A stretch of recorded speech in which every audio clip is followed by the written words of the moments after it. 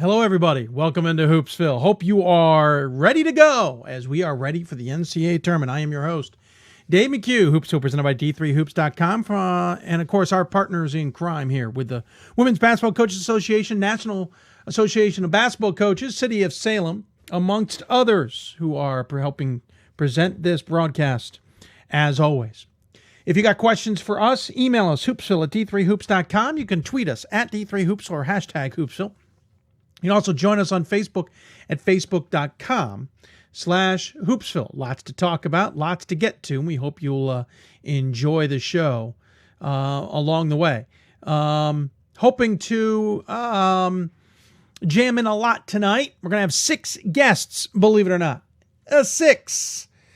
Yeah, I'm not crazy. Well, maybe slightly. We'll hear from Carl Danzig, Scranton men's basketball coach, Pyzik Smith, Lynchburg's women's coach. Also, Brad Fischer from the number 13th ranked Oshkosh women's basketball team. Michael Blaine, Medialle men's basketball coach. Jeff Brown from the 6th ranked Middlebury Panthers. And on the men's side, we'll talk to, then we'll finish it up on the women's side, I should say, the number 7th ranked Trinity, Texas women's basketball coach, Cameron Hill. That's all ahead here on Hoopsville, along with plenty more as we get you ready for the NCAA Division III tournaments. We may even at the end kind of give you an idea of who I think may get to the Final Fours for both men and women, though no promises. It's just an guesstimation on my part. But we'll see. Maybe I'm right. We'll also try and answer some of your questions if you have them. So again, email us, hoopsville at D3Hoops.com, or join us on Facebook at facebook.com/Hoopsville. You can also... let's see. What else can you do?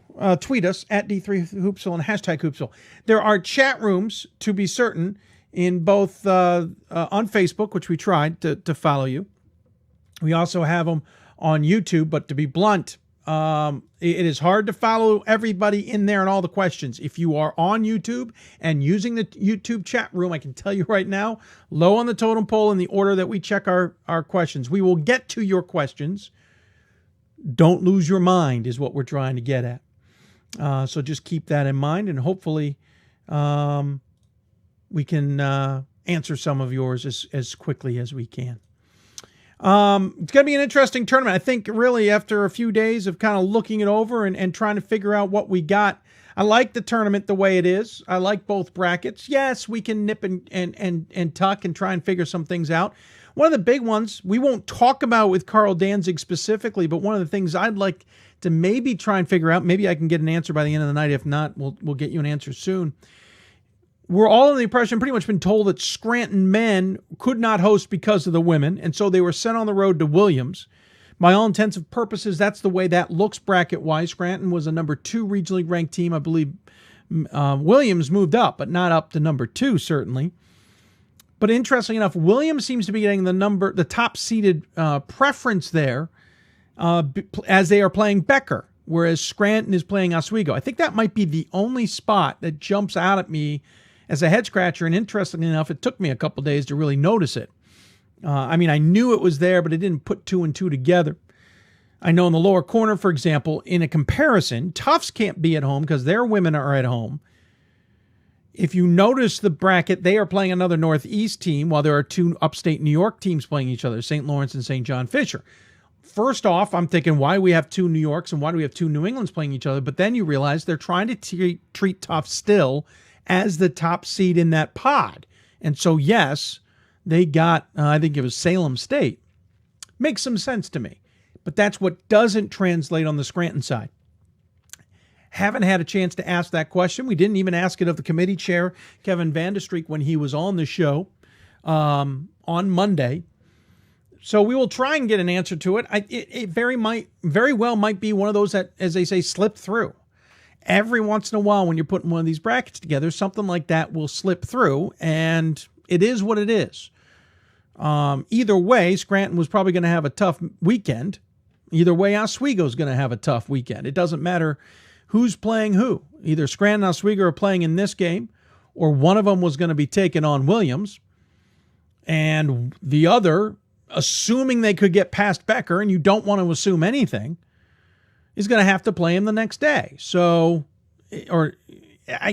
it is what it is. Sure, I think there is some argument here that Scranton maybe didn't get the best matchup per their seeding. But then again, maybe the committee looked at Williams' numbers, which we know were strong, and said, you know what?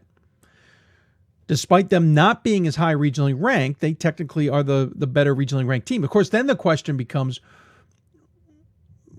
then why were we told that Scranton wasn't hosting because of women? So that's where it gets a little bit crazy. And again, we're nipping a little bit here. I know to some out there it might be a bigger deal, but in the grand scheme of things, it's a minor glitch on or blimp on the entire thing. I don't think it's that huge a deal in the grand scheme of things.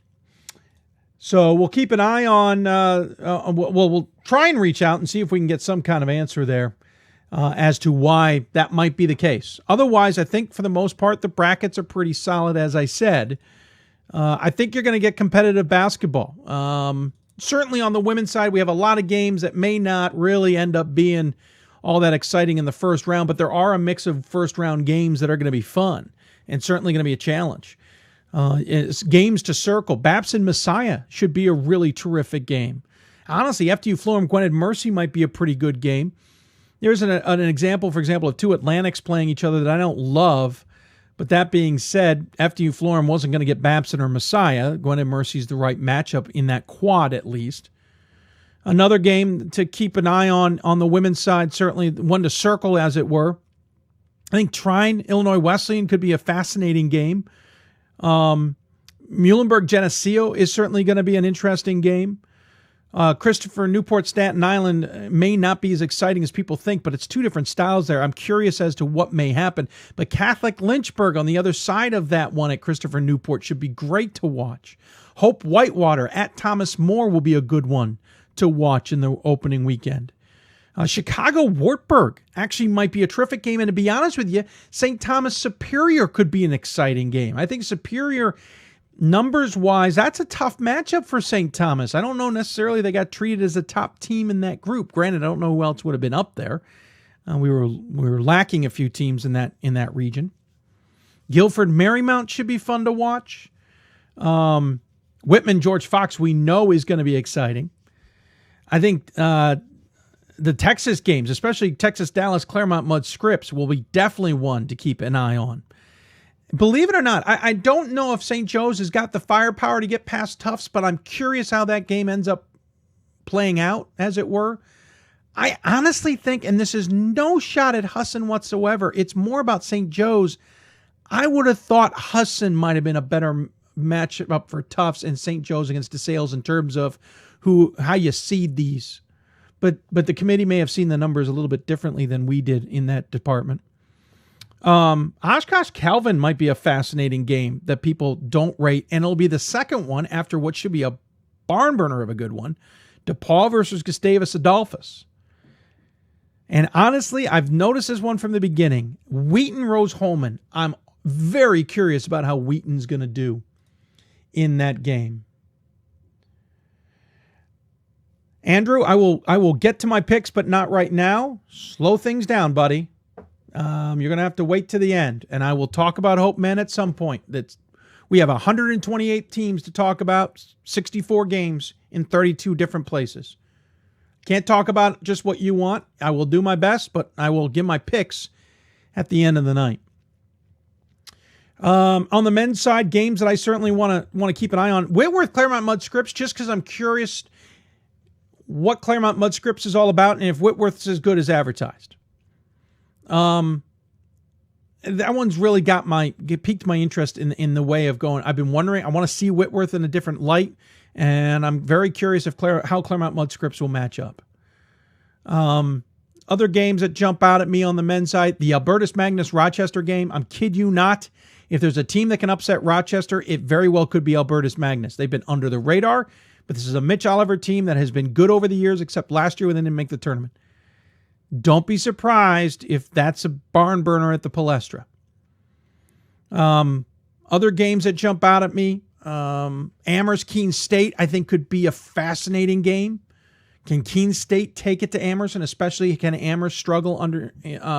Sometimes Amherst's inside game just seems to disappear, and I haven't put a finger on why.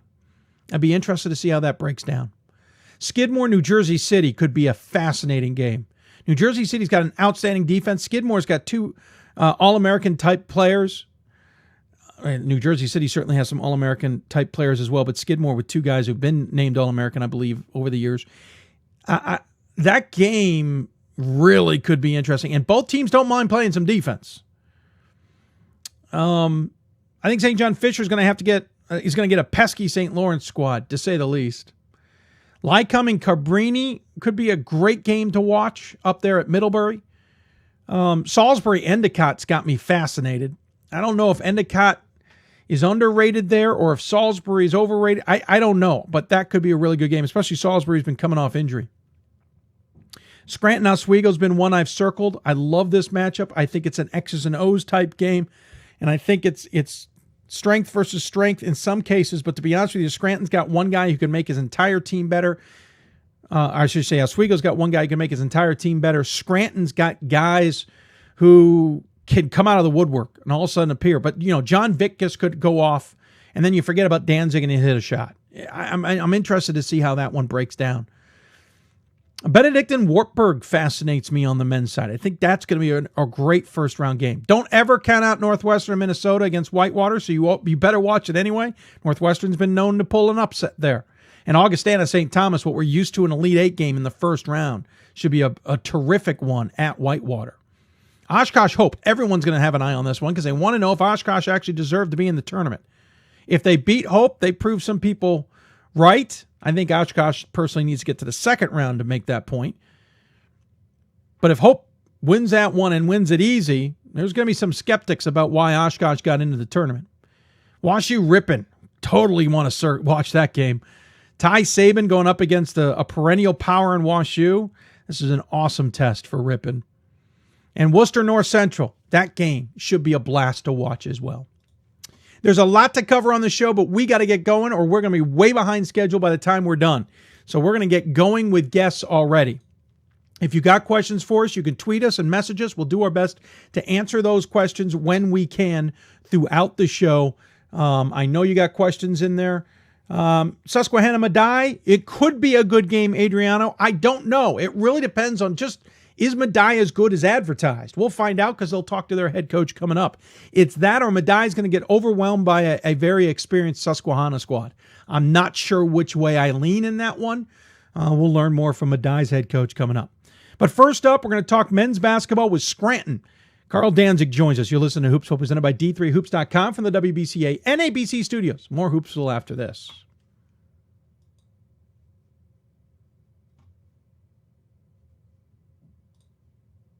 My name is Marcus Walker. I was All-State, won a state championship, a high school All-American, and played college and pro ball. I played because I love the game. I grind to be the best. I sweat because I put in work. I'm strong because I believe. When I want to bring it before game time, I come to the house that college basketball built, the CBE. No matter your skill, take it to another level. Elevate your game right here at the College Basketball Experience at Sprint Center. We've got more schools than Division I, more fans than Division II, and more upsets than March Madness. There's 800 programs with over 11,000 games leading to 2 national championships. And we've been covering it all for over a decade. From Eastern to Occidental, from Puget Sound to Piedmont, from Southwestern to the University of New England, and from Hope to Calvin. Nobody covers Division III basketball like we do. We're at D3Hoops.com at www.d3hoops.com. At George Fox University, our promise is that every student will be known, personally, academically, and spiritually. To be known means professors and staff know you by name. It means you're valued, encouraged, and challenged. It means we'll listen to you and with you as you pursue God's call in your life. At George Fox University, you will never be a number. You will be known. Visit georgefox.edu to learn more. Defining moments. Championship dreams. Share the experience with your family and friends. The 2017 NCAA Division III Men's Basketball Championship, March 17th and 18th at the Salem Civic Center in Salem, Virginia. Visit ncaa.com/tickets for your tickets today.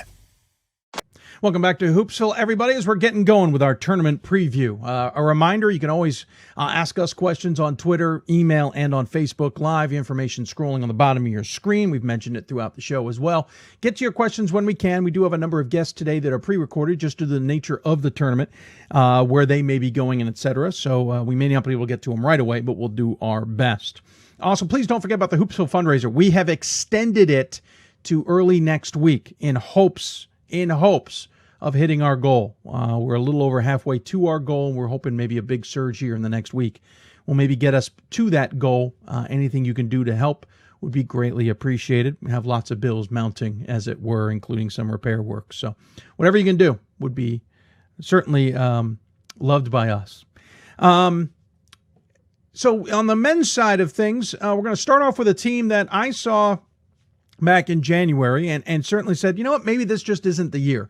Not because of the game they played. They ran into a buzzsaw in my alma mater, but I just felt like maybe the Landmark just wasn't as top heavy as I was used to. It was just one of those years. Every conference goes through it. We've seen it in the ODAC the last 2 years. It's not as top heavy as it used to be. The CCIW is a quirk this year. The WIAC has gone through it. Every conference goes through it. Just figured that's what the Landmark was this year. Well, while I wasn't looking, Scranton came surging on. They've won 10 of their last 11, won the Landmark title, jumped to second in the regional rankings, and are into the NCAA tournament yet again for the 10th time under Coach Carl Danzig. What is going on with the Royals? Well, let's check in with them. Joining us on the City of Salem Hoopsville hotline is their head coach, Carl Danzig. Coach, welcome to Hoopsville. Thanks, Dave. Glad to be here. I appreciate it. We should mention we're talking to Coach ahead of time. He's on the bus heading to Williams now as he's getting ready for the tournament. And Coach, again, I saw you guys back when you played Goucher, and again, Goucher shot the lights out of the building. You guys shot certainly pretty well yourselves. It was a tough loss to say the least, but it was the second loss in 5 games, what ended up being 3 losses in 6. And I just felt like, you know what, maybe it's just not in the cards this year. What has changed between that moment in the season and what we have seen in the last 11 games? Well, part of it was just trying to find our identity. We were in a stretch where we'd win 3 or 4 games and then lose, and then win 2 and lose, and a lot of it was just trying to find our identity. And then when we lost to Goucher and Moravian, we kind of, after that, kids kind of got together, and it just seemed like all of a sudden things came together. We were able to string some games together and kind of find our flow. And now this is where we're at. Certainly, the flow has worked nicely. Winners of 10 of the last 11. Was there some point in this last 11 games you kind of looked and went, okay, we figured this out. We're starting to get it. Yeah, exactly. And a large part of it, too, is, over the course of the last 2 years, we graduated 4,000 points between 2 players. Yeah. So, those are big holes to fill. And this team, which has been really great for these guys, is they've done it as a collective group, not only the starters, but all the kids that have come off the bench. So, we have 2 guys that average double figures and then a bunch of guys that are averaging upper singles, and that's just what's made this team really fun, is that they're all doing it together. Any given night, somebody can poke their head up and help the team. So it's been fun that way. One of those wins was against Susquehanna, we should point out. You beat them twice this year, which was a rarity for anybody. Yep. Was that a matchup thing? Is there something you guys were able to take advantage with Susquehanna? And what does that bode for you when you look at this NCAA tournament? I'll tell you, it was the second win was massive. It had major implications just because we had to win to get the number 1 seed in the conference tournament, and I wasn't sure that was going to happen when we went down 15-2 in the first 3 minutes of the game. But it's been our team all year, very resilient, get up, get down. They just seem to hang in there and figure out a way. I think possibly it could be a matchup thing. And, we were very fortunate to get them twice this year. They're an exceptional team. Catholic tripped you up in the middle of that 10 of 11, beat you by 1. This conference has certainly been Catholic. Scranton dominated over the years. Now Susquehanna's into the mix. Moravian has jumped into the fray at least this season, which was nice to see. Is this conference finally starting to develop that depth that I think for 10 years we all expected it would have? Yeah, it's, guys are working hard, and, the nature of the beast is recruiting, and, but Juniata has been knocking on the door. It is. It's great to see Moravian. Justin's done a great job there, getting them turned around in a couple years. So it's neat. I mean, it's great. It's a tough conference, and it's been great for us to see. Early years we were just getting the automatic. Now we're starting to get 2. Last year we had 3 teams, so it's nice to see the conference get some recognition. You'll be hitting the road here, or you are on the road here, traveling to Williams. Seems like you got kicked out of your own gym by the women, something you're probably getting used to a little bit. Yep. And you'll take on Oswego in the first game. This is certainly not going to be an easy one by any stretch of the imagination. What do you see in the Lakers that you guys are hoping you can maybe handle, or at least you need to handle? Well, obviously, Sortino's terrific point guard, and all his accolades are well documented, and he's really an exceptional player. And they got a bunch of transfers, and kids from all different areas that have come back. Jason's done a great job of unifying all those transfers, and he's really done a terrific job with the Lakers. I know over the last few years they've been in the NCAA Sweet 16, all that. So, again, a lot of tough-minded kids, a lot of experience there. We got to go in and do our thing, too. Hopefully we'll get the end result we want. You're looking, at the team. Vickus has been leading the way, somewhat emerging out from under the shadow as it was the last few years in an All-American, but he certainly has shined. 17 points a game, 8 rebounds a game, shoots 63% from the floor. Your son, Ethan Danzig, certainly has come into his own, 12 points a game, shooting 44% from beyond the arc. And that's not to forget guys like Kevin Doolin and Drew Shankweiler and Kyle DeVerna and the rest. But those two guys, Danzig and Vickus, really seem to have kind of figured things out in quick order by themselves, because Danzig's been used to kind of being the other guy, the other option. Yeah, it's a great role for him, and he's really worked hard and come into his own. I'm really proud of him. He was not recruited at all coming out of high school, and he obviously knew he'd have a home on my team, and kids worked really hard, and it says something for kids. He's just a late bloomer. It just took him time to kind of grow into his body and get bigger and stronger, and he always had the tools. He just needed the opportunity, and thankfully he's playing for me. I've just been thrilled to have another son on the team. It's just great stuff for me. It's certainly gotten used to seeing the Danzigs coming through. Is there a third one? Am I correct? There is. There's one more, and trust me, the coaches are hoping he doesn't come and play for me. So, but he is the last one. It'll only be another 4 years, and then I'm out of Danzig. So. Out of Danzig. No, then you're starting to put pressure on the Suns to produce more Danzigs. By the way, we should mention John Vickus, who's the senior coming into his own. His brother, Ryan, joined the team. A couple inches shorter, but still a center, all the like. It almost feels like you might reload in Danzig's. You're also reloading in big men, and especially in Vickus's. Yeah, John's a tremendous story, and he came to me as a freshman and needed a ton of work, and he, needed to get in the weight room, gain some weight, and just find confidence. And each year he got better and better. And the great thing about him, he was willing to listen and he was willing to work at it. And it's just awesome to see how he's blossomed this year. And obviously we're not where we're at if it wasn't for him. And I would be remiss if I didn't mention Kevin Doolin, too, our point guard, who is just a dynamo at managing the ball, never turns it over, makes all the right decisions. So him and Vickus and Ethan have really guided this team, and done a terrific job getting us where we're at. For anybody wondering, we were mentioning about Brendan Boken being the All-American last year, that John was kind of the off-center too. Of course, Shankweiler's probably the off-center now to Vickus, though the Mancuso's certainly in there as well. You've got a lot of big men, and you certainly bring in the guards. It's been the motivation. To get past Oswego is going to be one thing. If you look ahead, and we do, I know you may not, but on the other side is Williams and Becker. Do you think you've got the tools to be able to not only get past Oswego, but potentially, and this is no disrespect to Becker, but potentially Williams? Yeah, obviously we're familiar with Becker. We've played him twice in the NCAA tournament, so I'm sure Coach there is probably not too. We've split, and so there is some familiarity there. We've never played Williams. Playing Williams would be fun just because there's a young man on the team by the name of Casey. And Bobby Casey, who's from Scranton, and I used to attend my summer basketball camp, so it'd be a little Scranton flair there, which would be fun for everybody. Obviously the big thing is getting by game one, and whoever it is in game two, we'll be happy to play them.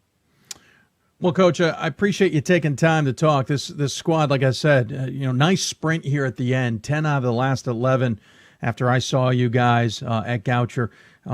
It's nice to see. I really didn't know what to expect from the Royals this year, and to see you guys in the tournament and playing as well as you're playing is certainly nice. I know you'd love to remake the 2012 run if you could, but first things first, Oswego's sitting there on Friday up at Williams. At least you're playing at kind of one of the cool places of Division III basketball. Not that yours isn't.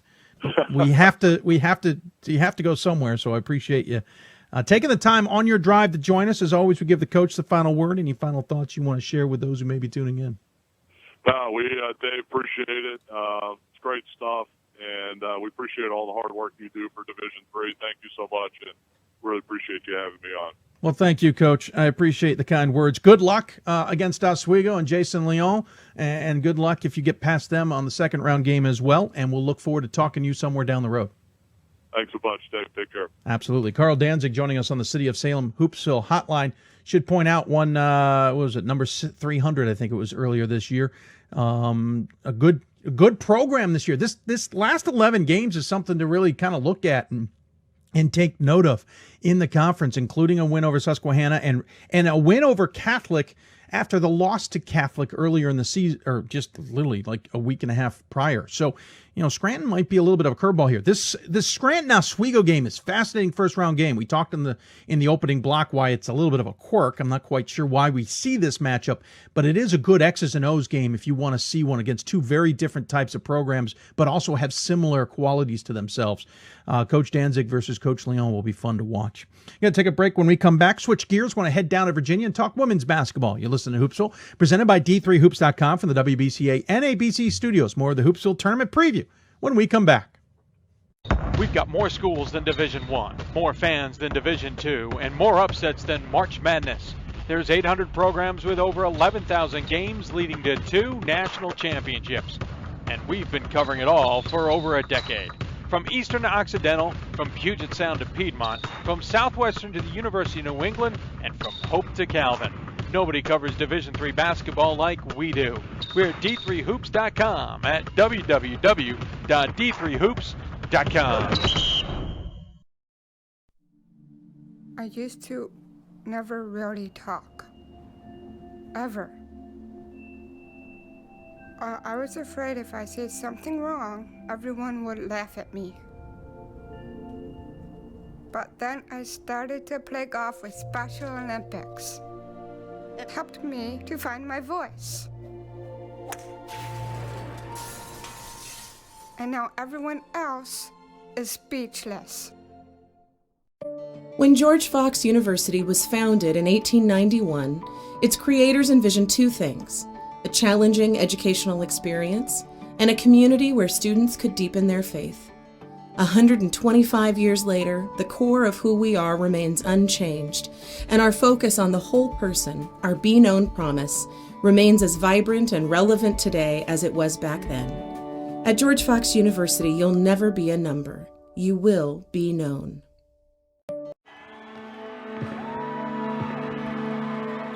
Great moments are born from great opportunity.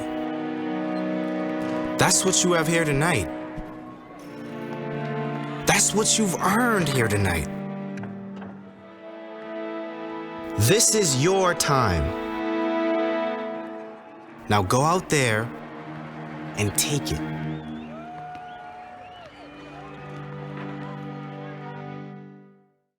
Host Dave McHugh. Of course, remember, you can always contact us if you've got questions. Email us, hoopsville@d3hoops.com. Tweet us at D3Hoopsville. Use the hashtag Hoopsville. You can also drop in questions on Facebook Live, facebook.com/Hoopsville, where our show is being simulcast.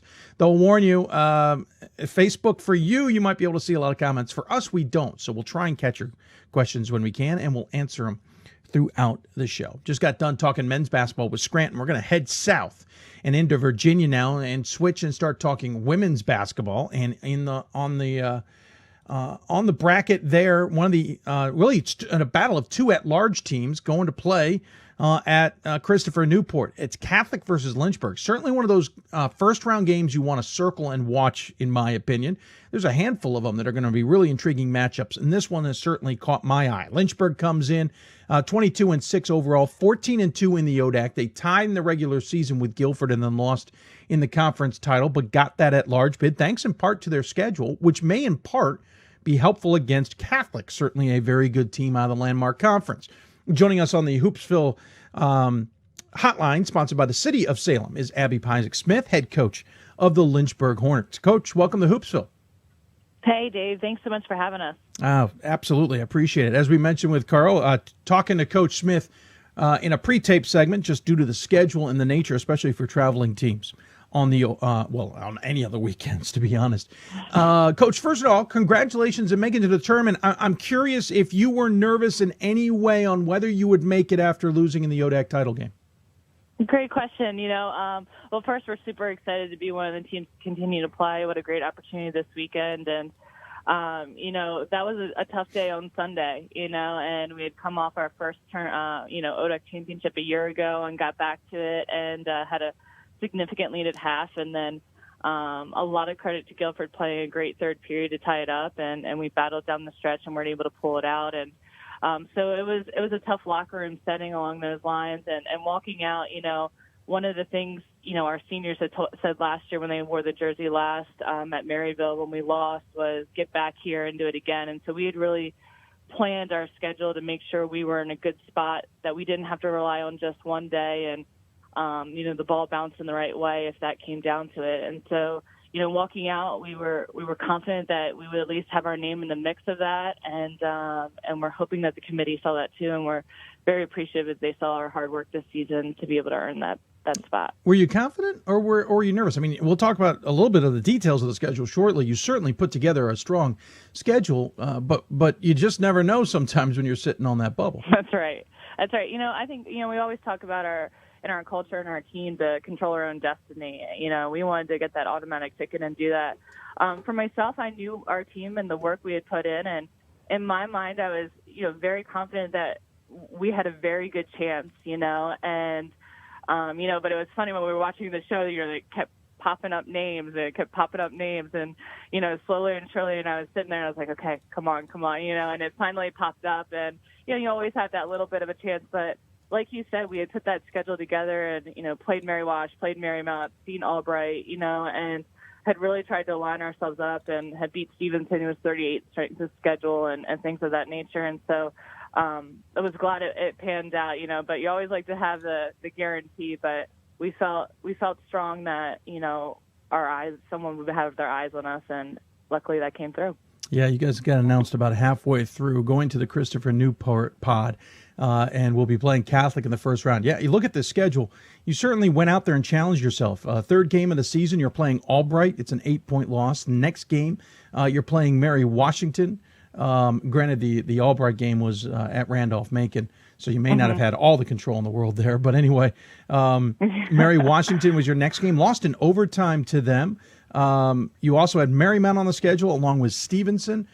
Stevenson, the only one I've mentioned that isn't in the NCAA tournament, and certainly, though, a very good team with probably one of the better players in the country, maybe a first-team All-American. Absolutely. And then you get into your conference schedule. Certainly Guilford was a challenge this year. Even Randolph-Macon gave you guys a little bit of what. obviously you went out there and purposely did that. How much do you now rely on that schedule, not because it's in a large and it put nice criteria together, but you went against good teams how can you now use that to prepare for Catholic?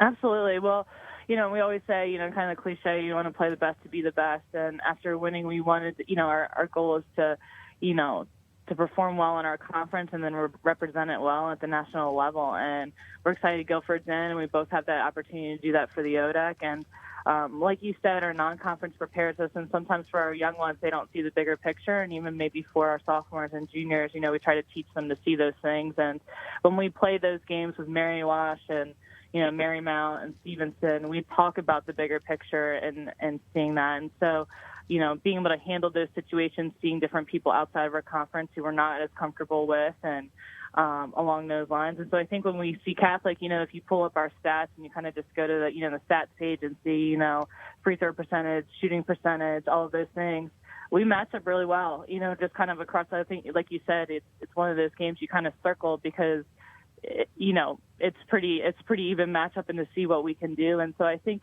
it gives us a taste of what that national level is, and hopefully that will pay off tomorrow as we walk onto the floor. Can you go back to last year in any way and use anything with that appearance in the NCAA tournament as an ability to prepare them for this year, or is that now so far in the rearview mirror it's not relevant?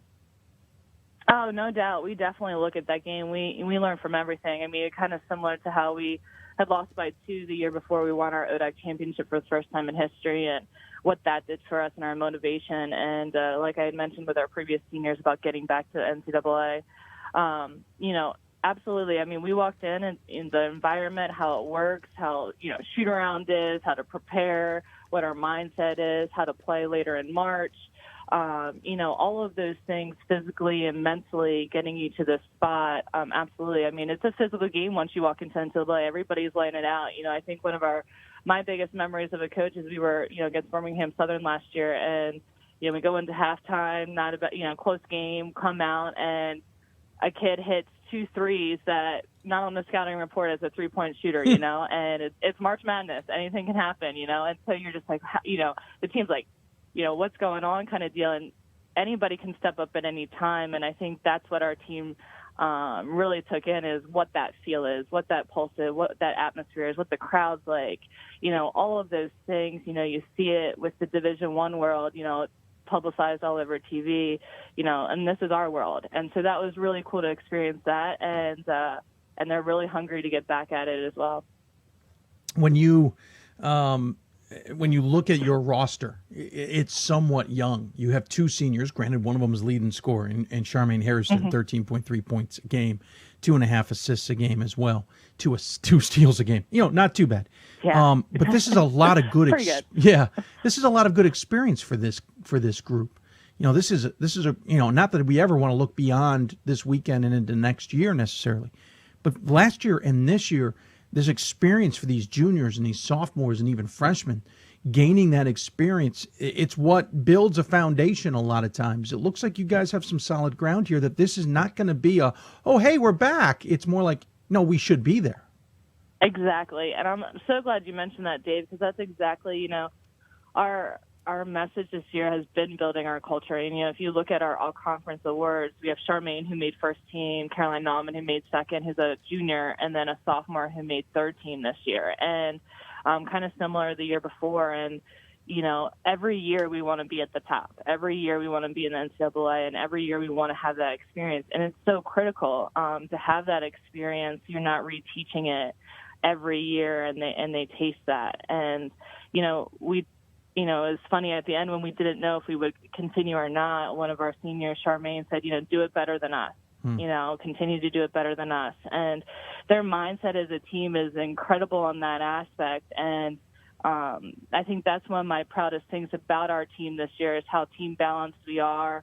Any given night, I mean, you've seen great performances by Molly Shepard. Didn't have a great tournament performance.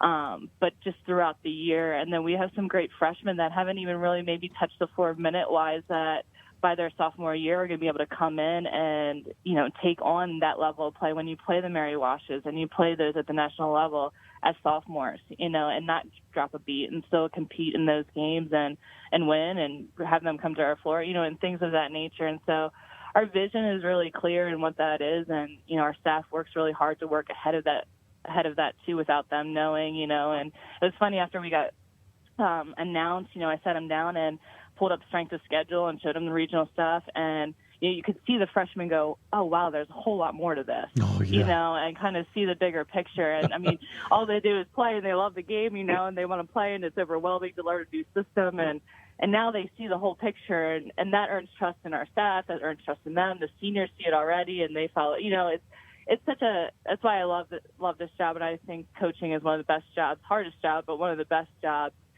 For those rewarding moments to see the bigger picture, part of something bigger. And so absolutely, we're not a one-and-done team by any means. Our focus is always to get back there and to represent and to do that regularly.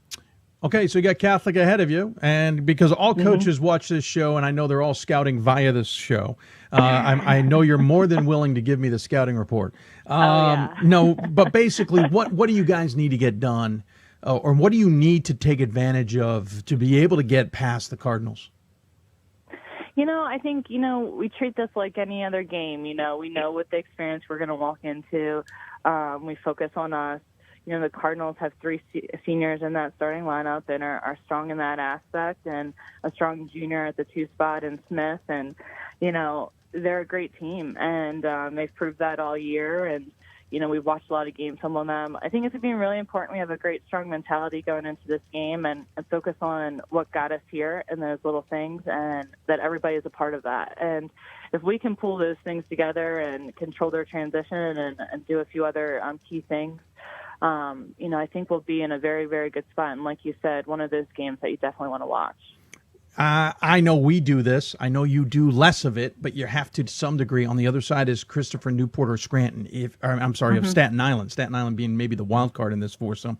And if you can get past Catholic, what do you then see on the horizon in that second game? I think obviously seeing you on their home floor is a great advantage for them. We've played there in the past on their floor, and that's a great atmosphere. And seeing you is, got a lot of experience of being there from a year ago, and their youth and their depth and abilities and their style of play. And so I'm excited to watch that game. I haven't seen Staten Island as much, obviously a little bit out of our region along those lines, but I think like I said, it'll be a great matchup. And I'm excited to see who comes out of there and to get to that next spot. And, with a win for the first win in NCAA history in our program, that's going to be a cool game to see the emotion of how that comes out in that aspect. And so really excited to see our growth as a program this weekend through that full extent. Well, Coach, I appreciate you taking some time to talk about the team and, of course, the tournament here. Obviously, big game coming up against Catholic. But before we let you go, we always give the coach the final word. Any final thoughts you want to share with those who may be tuning in? No, I want to thank you. I know I was on here last year, but your ability to cover all of this, I know it's a lot.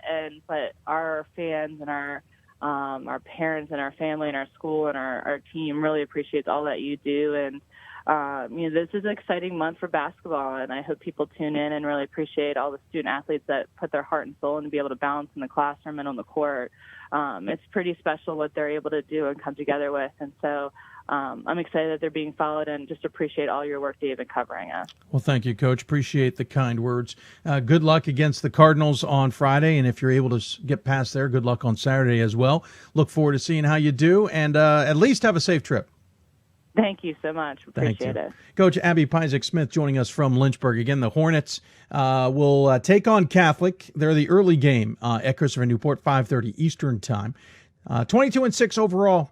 Finished second in the ODAC. Really strong schedule. Fascinating matchup, as we said at the beginning. And don't forget, we'll follow it along with the rest of the games on the Tournament Whip-Around show on Friday.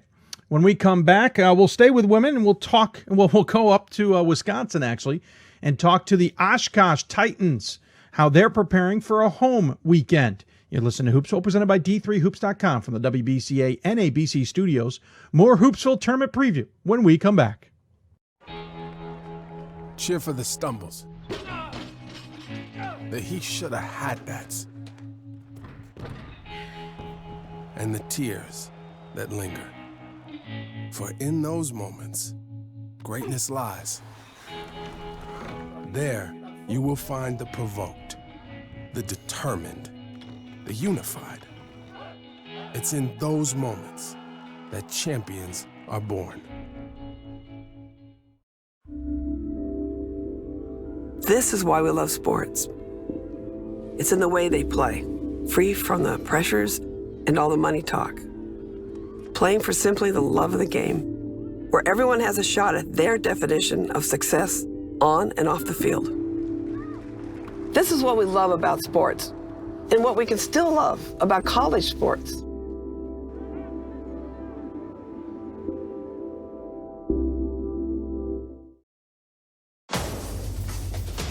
Defining moments. Championship dreams. Share the experience with your family and friends. The 2017 NCAA Division III Men's Basketball Championship, March 17th and 18th at the Salem Civic Center in Salem, Virginia. Visit ncaa.com/tickets for your tickets today. For the love of the game. But for those of us who are Division III student athletes, it's more than that, a lot more. Sure, the game is important, but as we work so hard to build both mind and body, it's more about team. That is why NCAA Division III teamed up with Special Olympics, and in giving the gift of sport to those for whom it seemed an impossible dream, we are working to make this a better world. Help us keep that dream alive. You can make a difference. Welcome back to Hoopsville, everybody. Hope you are enjoying the show. We've told you how to get a hold of us. If you got questions, it's all scrolling at the bottom of the screen. We'll answer your questions when we get the opportunity. Some of our segments are pre-taped, so bear with us. We won't be able to answer literally them live on air. In our tournament preview, kind of talking to a few schools around the country about their preparations and their matchups for the upcoming NCAA tournament. Just got done talking women's basketball with Lynchburg. We're going to stay with the women's basketball theme, jump up into Wisconsin, and talk to one of the teams who are hosting this weekend. They aren't on the road, which maybe there is a disadvantage in the sense that they'd like to get going now while everybody else is hitting the road and feel like they've already gotten going. It's for the Titans of Oshkosh women's basketball, the 24-3 season, 13-1 in the conference. Unfortunately, lost in the conference semifinals, but they're still in the tournament, but they're going to have to lick their wounds a little bit before they get going. Joining us on the City of Salem Hoopsville Skype hotline is their head coach, Brad Fischer. And Coach, welcome to Hoopsville, sir. Hey, Dave. Thanks for having me. I appreciate you taking the time. Congratulations, first and foremost. I think many of us thought you guys were pretty much going to be into the tournament no matter how this thing shook out. But at the same time, I'm sure you were maybe a little bit nervous when you put it in the hands of the committee. Yeah.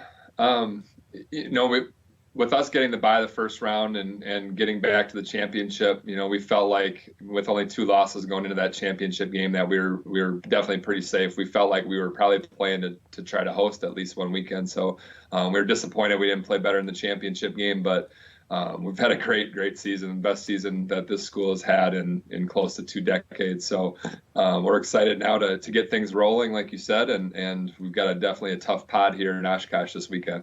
Yeah, I think I said semifinals there. I did mean championship game against Whitewater. You and Whitewater representing the WIAC in the tournament. It's been an interesting conference season, and I'll get to why I think this is kind of important. I mean, you're 13-1 in conference, certainly. Whitewater is right behind you, though, at 10-4. You guys kind of walked away from the conference just a little bit. Didn't have a lot of pressure on you. La Crosse, Stevens Point, Eau Claire, they all kind of were taking each other out, as it were. A little bit of carnage beneath you. Yep. Did that allow you maybe to be able to rest up a little bit, be a little bit more prepared for this week? Not really. I think there's some records that are a little misleading, and sure. we had a lot of tight games, and even if the final score wasn't close, it felt like we were in battles every night. And we didn't clinch really until the second last night. We played Whitewater. We were 2 ahead with 2 to go, so we had to take it right down to the last week to clinch it, and had to win a close one against them. So we never really got to settle in. And like I said, which is the way D3 is set up, you always feel like you've got to keep winning just to make sure that if you don't win the tournament, that you're in a good spot and you get a good seed and the opportunity to host. So we really never felt like we could take a break. So we took it right to the end, and now we're here, and we feel like we're in a good spot being able to play at home. You guys played a couple good teams this season, and some have been good losses, or some are losses, some are good wins. DePaul tripped you up back in late December. Obviously, the conference challenged you guys. You got a win over Bethel, though, certainly was in the conversation, and some others. How do you think the schedule overall has prepared you for this season? Yeah, it turned out to be a really good one. We had really good balance. I think it's so tough for us, especially up here, to host. Now we've got 11 non-conference games to find, so we've almost got to get into 3 tournaments a year now just to get games in. And we played DePaul down in Puerto Rico, and then came back less than a week later, really, after Christmas, and played Bethel and got St. Norbert's at the end of November, played Wheaton in the second weekend. So we had a great stretch there where we got to kind of figure out where we're at, and played Point and Whitewater early in our conference year. So, we felt like we tested ourselves, and getting Wheaton and Bethel, they're different types of teams too, and DePaul. So, we felt like we've played, the record shows we've played a couple of different NCAA tournament teams and teams that were in the hunt. So, I feel like we're well prepared, and I'm sure a lot of the teams coming here this weekend feel the same. Does the loss almost maybe, I don't want to say help, but does it almost give you a reset to go, hey, this is possible, let's refocus? Yeah, this is our first time not having the automatic. We've played in it now. This is our 4th year in a row, and we won the last 3 years. So it is a different feeling, and I think it got our attention a little bit. And, the combination of us not playing well and Whitewater doing a really good job, I think, showed us some more things. We had won 10 in a row coming in, and, our 2 losses during the year were close games that came down right to the end. So having a rough day, I'm not going to say there's ever a good loss, but I do think it allowed us to look at ourselves more closely maybe than we would have had we been able to run through the tournament. And I hope that refocused energy, leads to big things, because, we've got 3 other really good teams in our building this week. 4th straight NCAA tournament appearance, as you mentioned.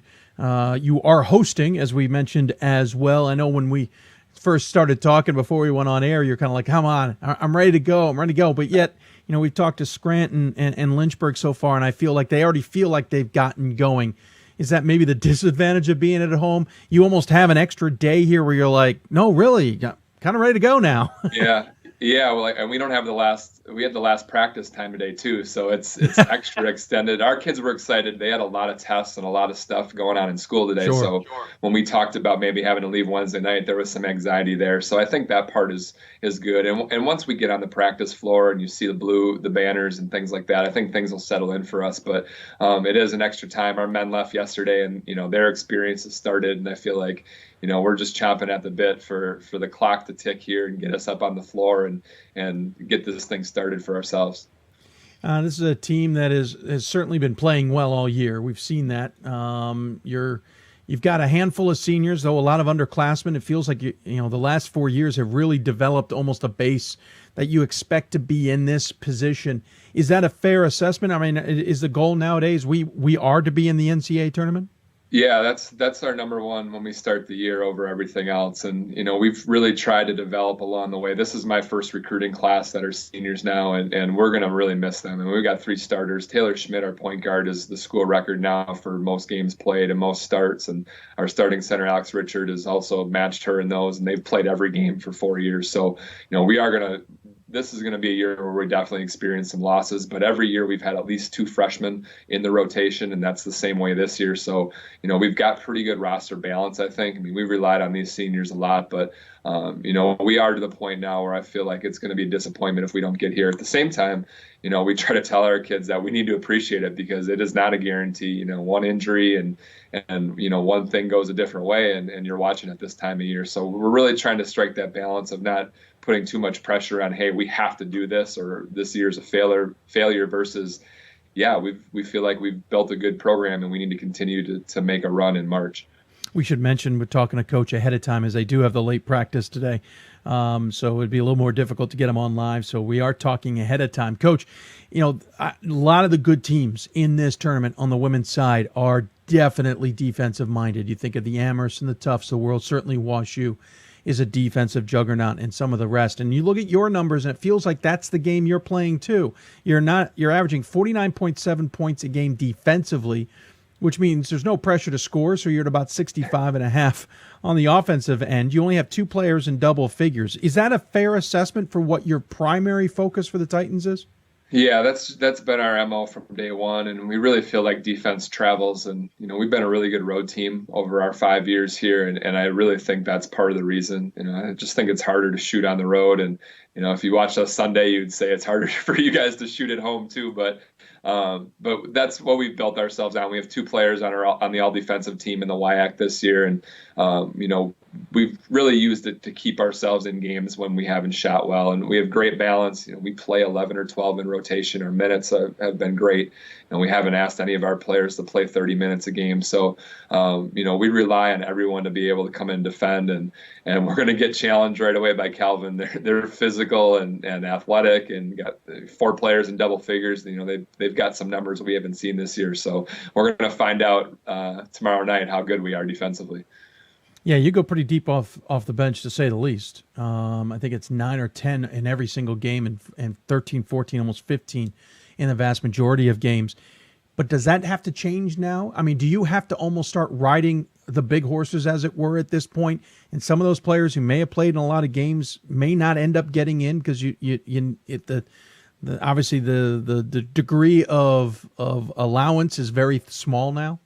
Yeah, possibly. It'll be a matchup thing for us. The good part is I think our girls from 1 through 13 or 14 are prepared if we need them and if they're called on, and they've been great this year going between matchups. If we play a more physical team, it's certain players' night. If play someone more athletic, it's another group. So that's really been our goal, and part of our goal too was to not have our Taylor Schmitz and Alex Richards playing 35 minutes throughout the year. So limiting their minutes at this time of year I think really pays off for us, because they will probably have to play in the 30s if we're going to win this first game and move on. So things definitely get tightened. You go more with the people you trust, and with as experienced as we are in some of our positions, we're going to call on our experience, and they've played and we've played in the second round at least for the last 3 years. So, I'm hoping that NCAA tournament experience for our girls will pay off tomorrow night.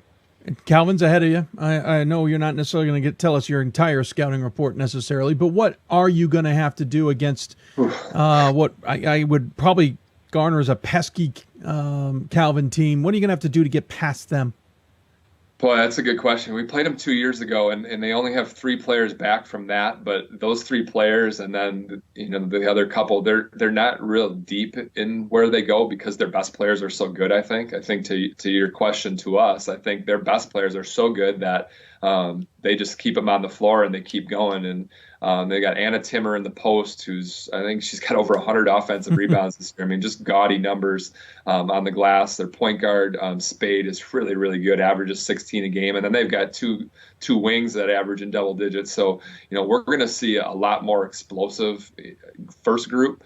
We're used to having an advantage getting into people's benches, and the reality is they just let their starters go. So we're going to have some challenges there matchup wise. We hope our athleticism versus, some of their strength might be an advantage for us. But, I'm looking forward to seeing them on the floor, because on tape, they're very impressive with their strength and their aggressiveness. And, they get 40% of their misses, which is a number we look at a lot. And that's the highest number I've seen in 3 or 4 years. So, we're going to have a challenge on the glass too. And, that's where I hope a little bit of the home court comes in, and a little bit of our NCAA experience can help us.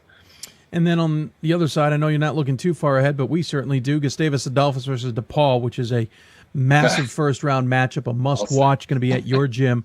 Yeah. But if you beat Calvin, you're going to have to face one of them, whether it's a rematch of Puerto Rico or it's a battle with an MIAC school. That's a pretty big matchup yourself. I know you can't cheat that far ahead, but you've had to look too. What do you see there? Yeah, my assistants have been on each of those, and obviously playing DePaul, we don't necessarily have to do as much work. Right. DePaul did a really good job of getting us out in space the first time we played, and we had a great game down in Puerto Rico. Only about 50 people got to see it, but it was a battle. It was tied with 30 seconds to go, and their guard made a really big play. And Gustavus has got a couple of really athletic forwards that just keep putting pressure on. They switch defensively, and we've been back and forth. I keep asking my assistant who she thinks is going to win that game, And every day it's a different answer, the more tape they watch. So to get that game in a first round, I think 2 top 15-ish, teams in your guys' poll, to have that in the first round of the tournament just shows how good this tournament is this year. And I think how good our group is here. And I don't see an upset happening this weekend. I think anyone who comes out of this is gonna be a good team that earns it and has a chance to do some things moving forward. Well, I'm sure the buzz is thick there on campus with the men getting in a bit of a storybook way, and I know they're off, but I know the campus is buzzing. Hopefully they show up to your gym in force for your games. Looking forward to it. Should point out 3 seniors in your top 5 scoring. Certainly getting a lot of senior leadership. Looking forward to seeing how Taylor Schmidt and the rest do. Before we let you go, though, always give the coach the final word. Any final thoughts you'd like to share with us? Yeah, no, I've been listening all week, and our men were the buzz of it. So yeah. definitely we're excited for them. I listened to the Kelvin and the chair and stuff the other night, and all I'll say for our guys is they went out and found themselves a really tough schedule. So I'm happy that I think it's dangerous for any time that we encourage people not to play the best. And our guys went down to Illinois and just kept playing. Every day I'd see Pat and he'd talk about the next ranked team or the next NCAA possible team that they were going to play. So I'm proud of those guys, and 2 big wins against Whitewater late, and obviously a heartbreaker at River Falls, but we're excited for them. And it's 2 years in a row we both get to go. So we're really excited about our basketball programs here, and thank you guys for covering us and even covering our men a little extra here this week. Yeah, they definitely got a little extra attention from us, to say the least. I'm sure your SID was a little surprised when I mentioned your name, not the men's coach's name. Thanks for taking time. I really appreciate it. Good luck in the tournament, and hopefully we're talking about the Titans next weekend as well. Thanks a lot, Dave. Appreciate it. Brad Fischer joining us on the City of Salem Hoopsville Skype hotline. Again, they'll take on the second game since they're at home against Calvin. First game is that big one. DePaul versus Gustavus Adolphus should be a good matchups. They're in Oshkosh nonetheless. When we come back, we'll switch gears. We'll go back to some men's basketball, talk to the AMCC champs, Medialle. Maybe not a lot to talk about there if you don't know Medialle, but we'll find out why they may be a little bit of the team to watch for in the opening weekend. You're watching Hoopsville, presented by D3Hoops.com from the WBCA and NABC Studios. More of our tournament preview when we return. We've got more schools than Division I, more fans than Division II, and more upsets than March Madness. There's 800 programs with over 11,000 games leading to 2 national championships. And we've been covering it all for over a decade. From Eastern to Occidental, from Puget Sound to Piedmont, from Southwestern to the University of New England, and from Hope to Calvin. Nobody covers Division III basketball like we do. We're at D3Hoops.com at www.d3hoops.com. At George Fox University, our promise is that every student will be known, personally, academically, and spiritually. To be known means professors and staff know you by name. It means you're valued, encouraged, and challenged. It means we'll listen to you and with you as you pursue God's call in your life. At George Fox University, you will never be a number. You will be known. Visit georgefox.edu to learn more. I'm a Division III student athlete, and I know how powerful words can be. The term gay doesn't mean stupid, lame, or less than. So I pledge to speak up if I hear the term gay used in a derogatory way or any other homophobic terms. If you can play in Division III. I'm a Division III student athlete, and my teammates unconditionally accepted me as part of their family. So now I pledge to do the same for others. If you can play in Division III. My name is Marcus Walker. I was All-State, won a state championship, a high school All-American, and played college and pro ball. I played because I love the game. I grind to be the best. I sweat because I put in work. I'm strong because I believe. When I want to bring it before game time, I come to the house that college basketball built, the CBE. No matter your skill, take it to another level. Elevate your game right here at the College Basketball Experience at Sprint Center. And welcome back to Hoopsville, everybody. Hope you're enjoying the show. If you've got questions, we've been telling you how to get them to us. See that scrolling at the bottom of the screen? It's got all the information you need. Of course, that's email hoopsville@d3hoops.com, Twitter @d3hoops, or hashtag Hoopsville. We're on our Facebook Live page. I know there are people there. I know there's people on our YouTube page. We're trying to answer questions where we can. Those wondering where I'm going to do my picks, I kind of ran through them. I'll mention some of them later. I am not going to go through every single pick on a men's and women's bracket. You are nuts. We don't have that kind of time. But I'd kind of give you some of the teams I think are going to go far, maybe my initial Final Four, though I have rights to change that before our Whip Around show tomorrow. We'll talk more about that Whip Around show coming up. Running a little bit behind, so I want to keep our momentum going here, and now we're going to switch back into some men's basketball. Talk to a team in a conference we didn't get a chance to talk to this season. It happens. Sometimes the stories just don't jump out at you. Well, this one has. Medialle on the men's side has won the AMCC. 16-2 in conference, 21-6 overall. Their reward, they get to travel to Selinsgrove, Pennsylvania. They'll take on Susquehanna. What can the Mavs do? Can they pull off the upset? Well, I don't know. That's why we talked to the head coaches. Joining us on live via the City of Salem Skype hotline is Mike Blaine, head coach of Medialle. Coach, welcome to Hoopsville. Hey, Dave. Thanks for having us. Absolutely appreciate it. It might be one of the first time I'm talking to a coach I actually saw play in person. That's dating me more than I'd like it to. 21-6. You got to be happy with what you guys do. You really dominated this AMCC with a 16-2 record, considering you were 9-9 last season. Yeah, we had a great group of young guys that really made an investment. After last season, we took a loss in the quarterfinals of the AMCC tournament, and to these guys' credit, 2 days later, they had organized a players' meeting and established that things were going to be different.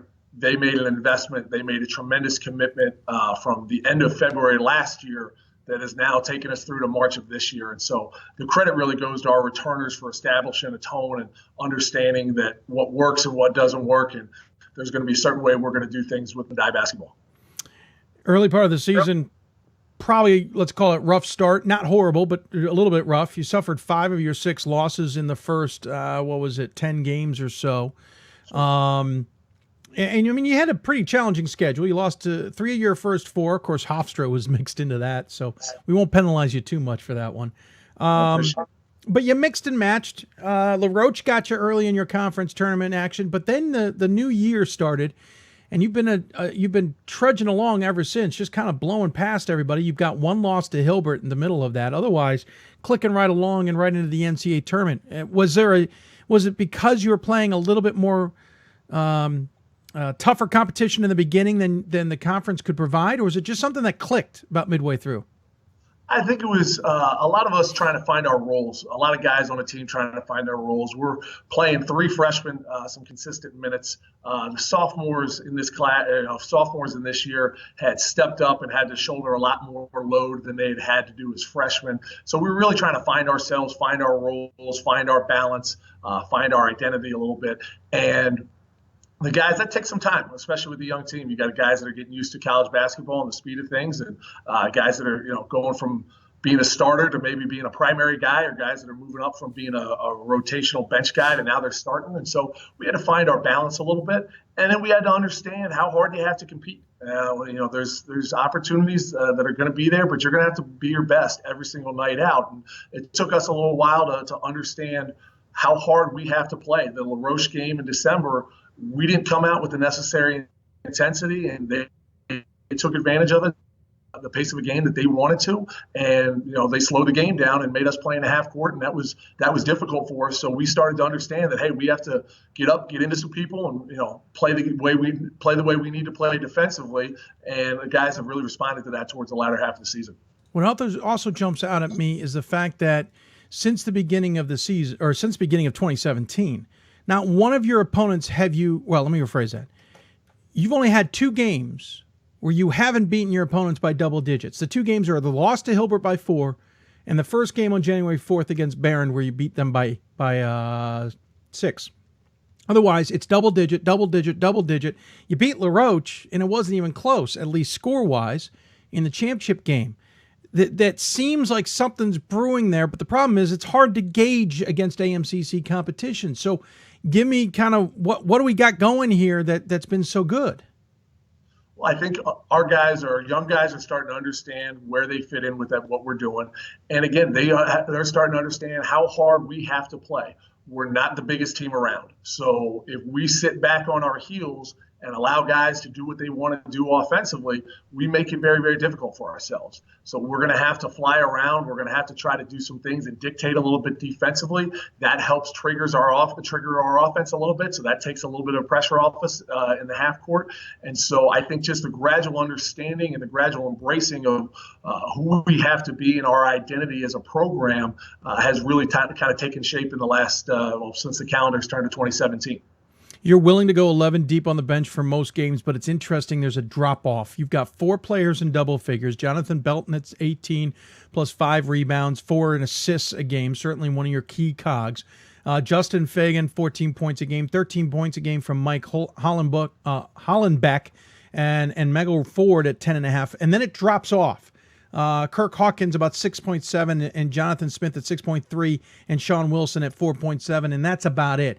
So it looks like you got this core of 4 that seems to be the dominating part of that, but you've got a ton of role players because you go at least 7 more deep on the bench in a game. Yeah, absolutely. I think what we've embraced is the fact that everyone's going to have an opportunity to show us what they can do that night. And we understand our roles, we understand our responsibilities, and our team embraces the fact that some nights it's going to be one guy with a hot hand, sometimes it's going to be a matchup-driven situation, whereas we need a guy maybe defending one of the other team's best players really well, and so we're going to ride with him for a few extra minutes. So it's been a situation where different guys are learning, where they fit in different games. Sometimes it's just a matchup situation where, if a guy's playing zone, we're going to go with a couple guys off the bench. If they're playing man, we'll go with a couple different guys. If it's a slow down game, we have to go with certain guys. If it's a fast tempo game, we can go with other guys. So I think we've kind of got a mix and match and some good versatility off our bench. And the great thing about our bench is everybody's embraced their role on this team. Nobody's, gunning and looking around for, coach, where are my minutes this game? I played 15 minutes last game. What's going on this game? Everybody's embraced the team and group mindset and mentality that we've got to have to do it together, and that's made a really, really fun group to coach this year. You got 17th ranked Susquehanna coming up next at their place, where you're obviously settling in there in Selins Grove, Pennsylvania. Welcome to the middle of Pennsylvania, by the way. Absolutely. Lots around, but nothing around you at the same time. This is an interesting squad that I certainly have seen. You're probably familiar with it, having been at Hopkins. You're familiar with the type of style of basketball that Susquehanna tends to develop. Frank Marcinek's been there forever. Heck, you might even played against Frank, for all I know, under your 4 years at Hopkins. How do you guys match up here? What do you guys have compared to Susquehanna you think you can take advantage of? What do you think you're going to need to watch out for? Well, I think Susquehanna is an outstanding basketball team. We're going to have to go on the road and beat anyone in the NCAA tournament is an incredibly difficult task. So first and foremost, we're going to have to play really well. We're going to have to play really well to beat anybody who's in the NCAA tournament at this point in time. We think that they do a great job spacing the floor. Obviously, Steve Weidlich can really shoot it. Ryan Traub's a load inside. But then, similar to us, I think, from a bench standpoint, they got a lot of guys that can come up on a different night and hurt you. So we're going to have to make sure that we're doing a great job defensively, trying to shrink the floor as much as we can and making sure we maintain our principles because they do a great job spacing it. And if you make a mistake defensively, they're definitely going to be able to take advantage of it. So we're going to try to do what we do in terms of defensively, trying to hope that trigger our offense a little bit, and we're going to have to make some shots on the offensive end as well. So we got to make sure we keep our principles defensively, got to rebound the basketball. They're strong on the glass, and hopefully move the ball on offense and make some easy ones. On the other side of it, it is Eastern Connecticut versus MIT. I know you don't look that far ahead, but we've been asking all the coaches anyway. Should you get past Susquehanna, what do you see in Eastern Con and MIT that either concerns you or you think you can take advantage of? Well, I think both those guys are really, truly outstanding teams. We're very fortunate. We've got a great assistant coaching staff, Greg Bean, Daniel Jones, Marcus McKinney, and DJ and Marcus have been kind of zeroing in on Eastern Connecticut and MIT. I know, obviously, both of those coaches do a great job, and they've been Both those programs have been in the top 25, and receiving votes throughout the year. So we're really just zeroing in on Susquehanna, honestly, right now. That's where our focus has got to be, because you can't get to Saturday unless you do the job on Friday. And so we know we got two great programs on the other side. We'll get in there and watch those guys get up and down a little bit during the 5:30 game and try to sneak some peeks there. But really, our focus is 100% on Susquehanna right now and trying to play the best we possibly can to see if we can get a win tomorrow night.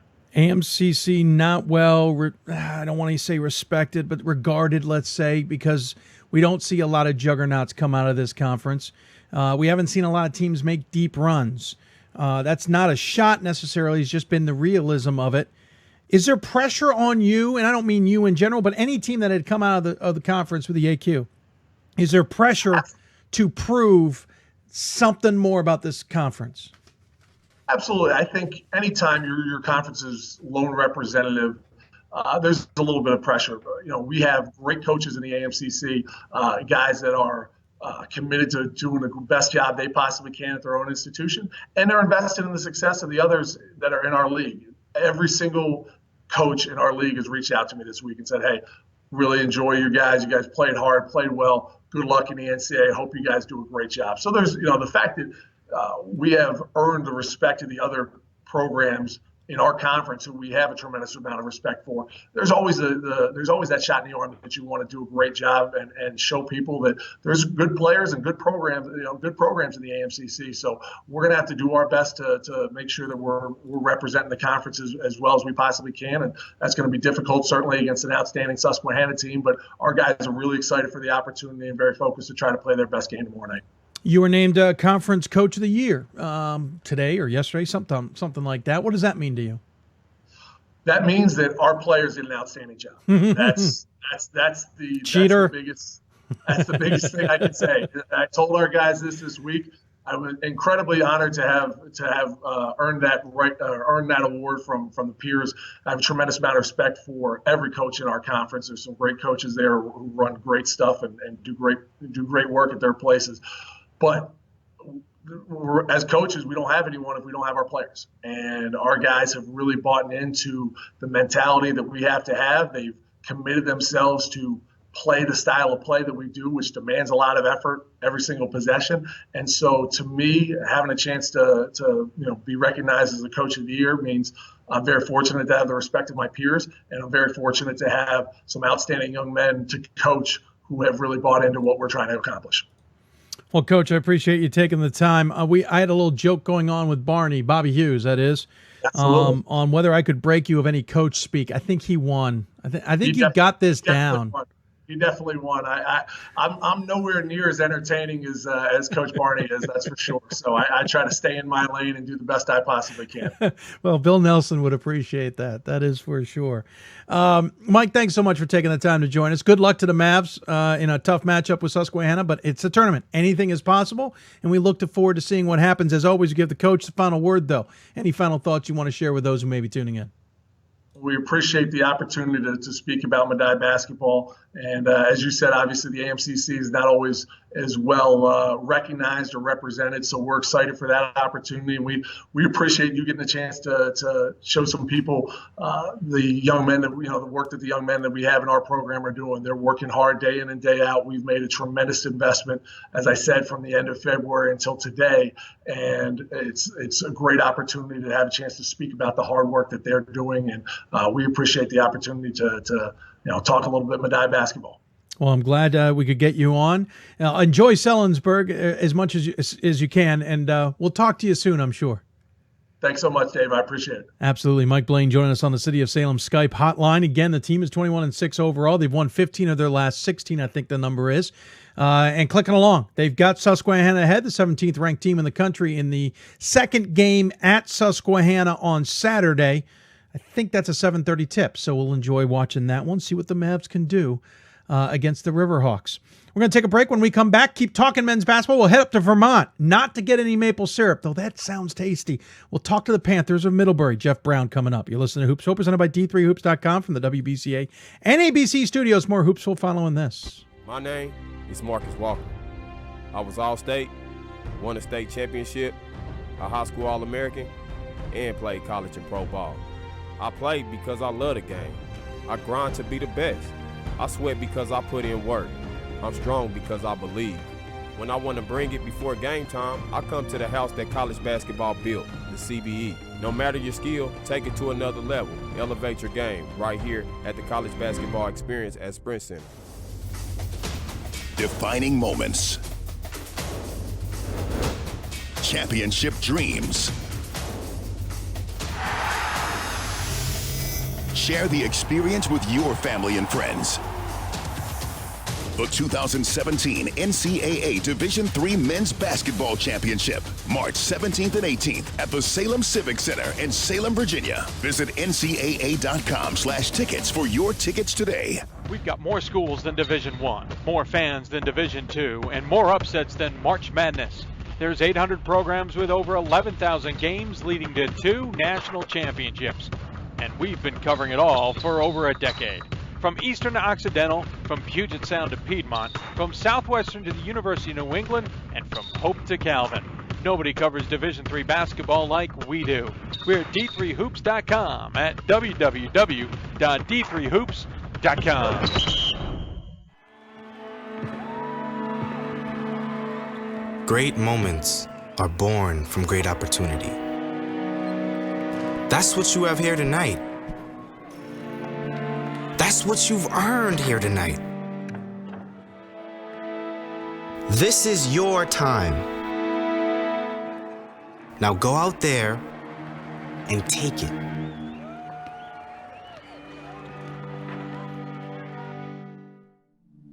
I used to never really talk.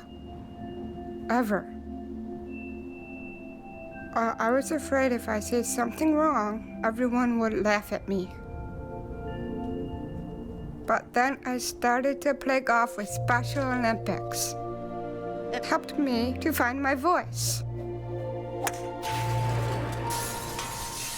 And now everyone else is speechless. This is why we love sports. It's in the way they play, free from the pressures and all the money talk. Playing for simply the love of the game, where everyone has a shot at their definition of success on and off the field.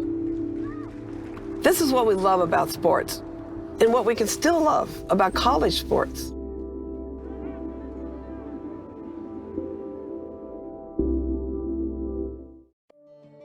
At George Fox University, our promise is that every student will be known, personally, academically, and spiritually. To be known means professors and staff know you by name. It means you're valued, encouraged, and challenged. It means we'll listen to you and with you as you pursue God's call in your life. At George Fox University, you will never be a number. You will be known. Visit georgefox.edu to learn more. We've got more schools than Division I, more fans than Division II, and more upsets than March Madness. There's 800 programs with over 11,000 games leading to 2 national championships. And we've been covering it all for over a decade. From Eastern to Occidental, from Puget Sound to Piedmont, from Southwestern to the University of New England, and from Hope to Calvin. Nobody covers Division III basketball like we do. We're at d3hoops.com at www.d3hoops.com. And welcome back to Hoopsville, everybody. Hope you're enjoying the show on this Thursday evening as we get ready for the NCAA tournament. Something new, especially on the men's basketball side. We've been so used to having a couple of games on tonight as part of the 62 pod, or even when we had more that's set up for our Saturday. And, you know, with the men's, there are no games tonight. It's how we should do it, and it's more fun that way. So gearing all up for tomorrow. Coming up in our final block, we'll talk about the Whip Around show that is coming up tomorrow. It'll be from this studio, covering every single game out there. We'll talk about that. We'll talk about the fundraiser, why we extended it. We also got a major contribution today. We'll talk about that as well. That's all coming up at the end of the show. But we've got 2 more guests left. We're a little bit behind, so we're going to keep things moving. Men's basketball-wise, I'd say the next team is one of those that I couldn't believe what I was watching. I remember early on in the season someone saying, hey, this team could be the best in the conference, or this team may be the one to watch. I'm like, okay, maybe. They're always in the conversation, certainly, but we haven't seen that power we've seen from this team in a few years. Can they really produce? And early on, I said, I don't think they're going to. But then slowly but surely, they started to emerge. And if you haven't been watching the NESCAC, Amherst has gotten attention, certainly. Williams has gotten attention, certainly, and Tufts. But you're not paying attention enough to Middlebury. Middlebury has dominated this second half of this season quietly. Went on to win their second NESCAC title, onto the NCAA tournament, and they've got a chance, if everything holds out right, to host themselves right into Salem if they can keep on winning. And that is key, because going to Vermont to play is difficult. Ask anybody. Joining us on the City of Salem Hoopsville hotline is Jeff Brown, head coach of the 6th-ranked Panthers. And, Coach, this is a tremendous season that you guys have put together. Yeah, it's really been an unbelievable run by our group. The consistency that our guys have been able to play, especially in the second half of the season, has really been special. And we look forward to the opportunity of starting the tournament at home on Friday night against Farmingdale State. And this is, I look back and, I remember the 28-2 season, the 26-4 year, and you guys were in the conversation with the best teams in the country. And then it just faded out. And sometimes that happens. And I'm talking about your standards, by the way. 17-9, 17-7, 18-11 last year, making the NCAA tournament. Of course, you've made the tournament 8 of the last 10 years, so it's not like you completely disappeared. It just wasn't those teams we saw get to far in the tournament. What has been about this year's squad that has kind of brought back the memories of those 28-2 and 24-4 seasons? Well, I think it really starts with the pace that our group is able to play at. We're scoring a lot of points per game, probably about 88 points per game, and our guys have really bought into the mentality of really pushing the basketball and trying to get scoring opportunities, 3-on-2, 3-on-3, where there's more space to maneuver. And to be honest, this is the best passing team that I've ever been associated with.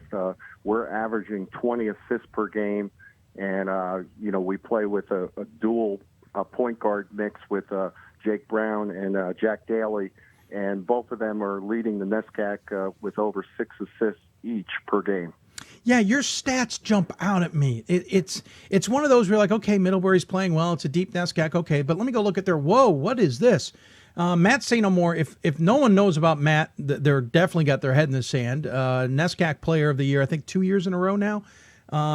Just this year. Oh, just this year. I apologize. I've given him a little too much credit for last year. I apologize. He's been in the conversation almost every year.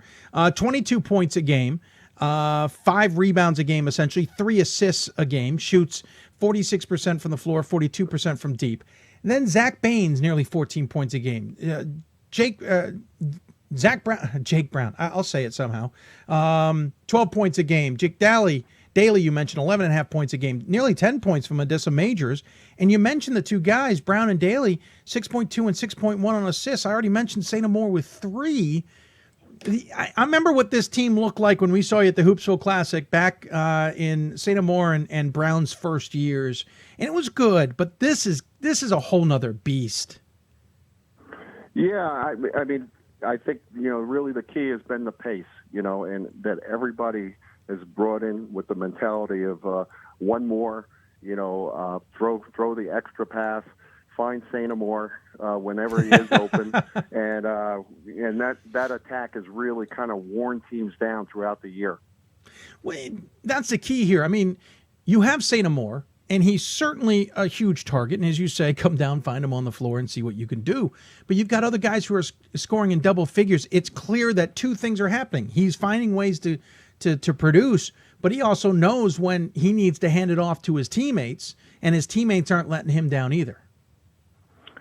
Yeah, we have a lot of different weapons, and we could see it clearly in our first game of the year where Matt struggled from the field and shot a very low shooting percentage, and everybody else chipped in, and they were able to score the ball. So, Matt has played with great patience for somebody that's averaging 22 points per game and not really forcing the action and having trust in his teammates because he does take so much attention from our opposition.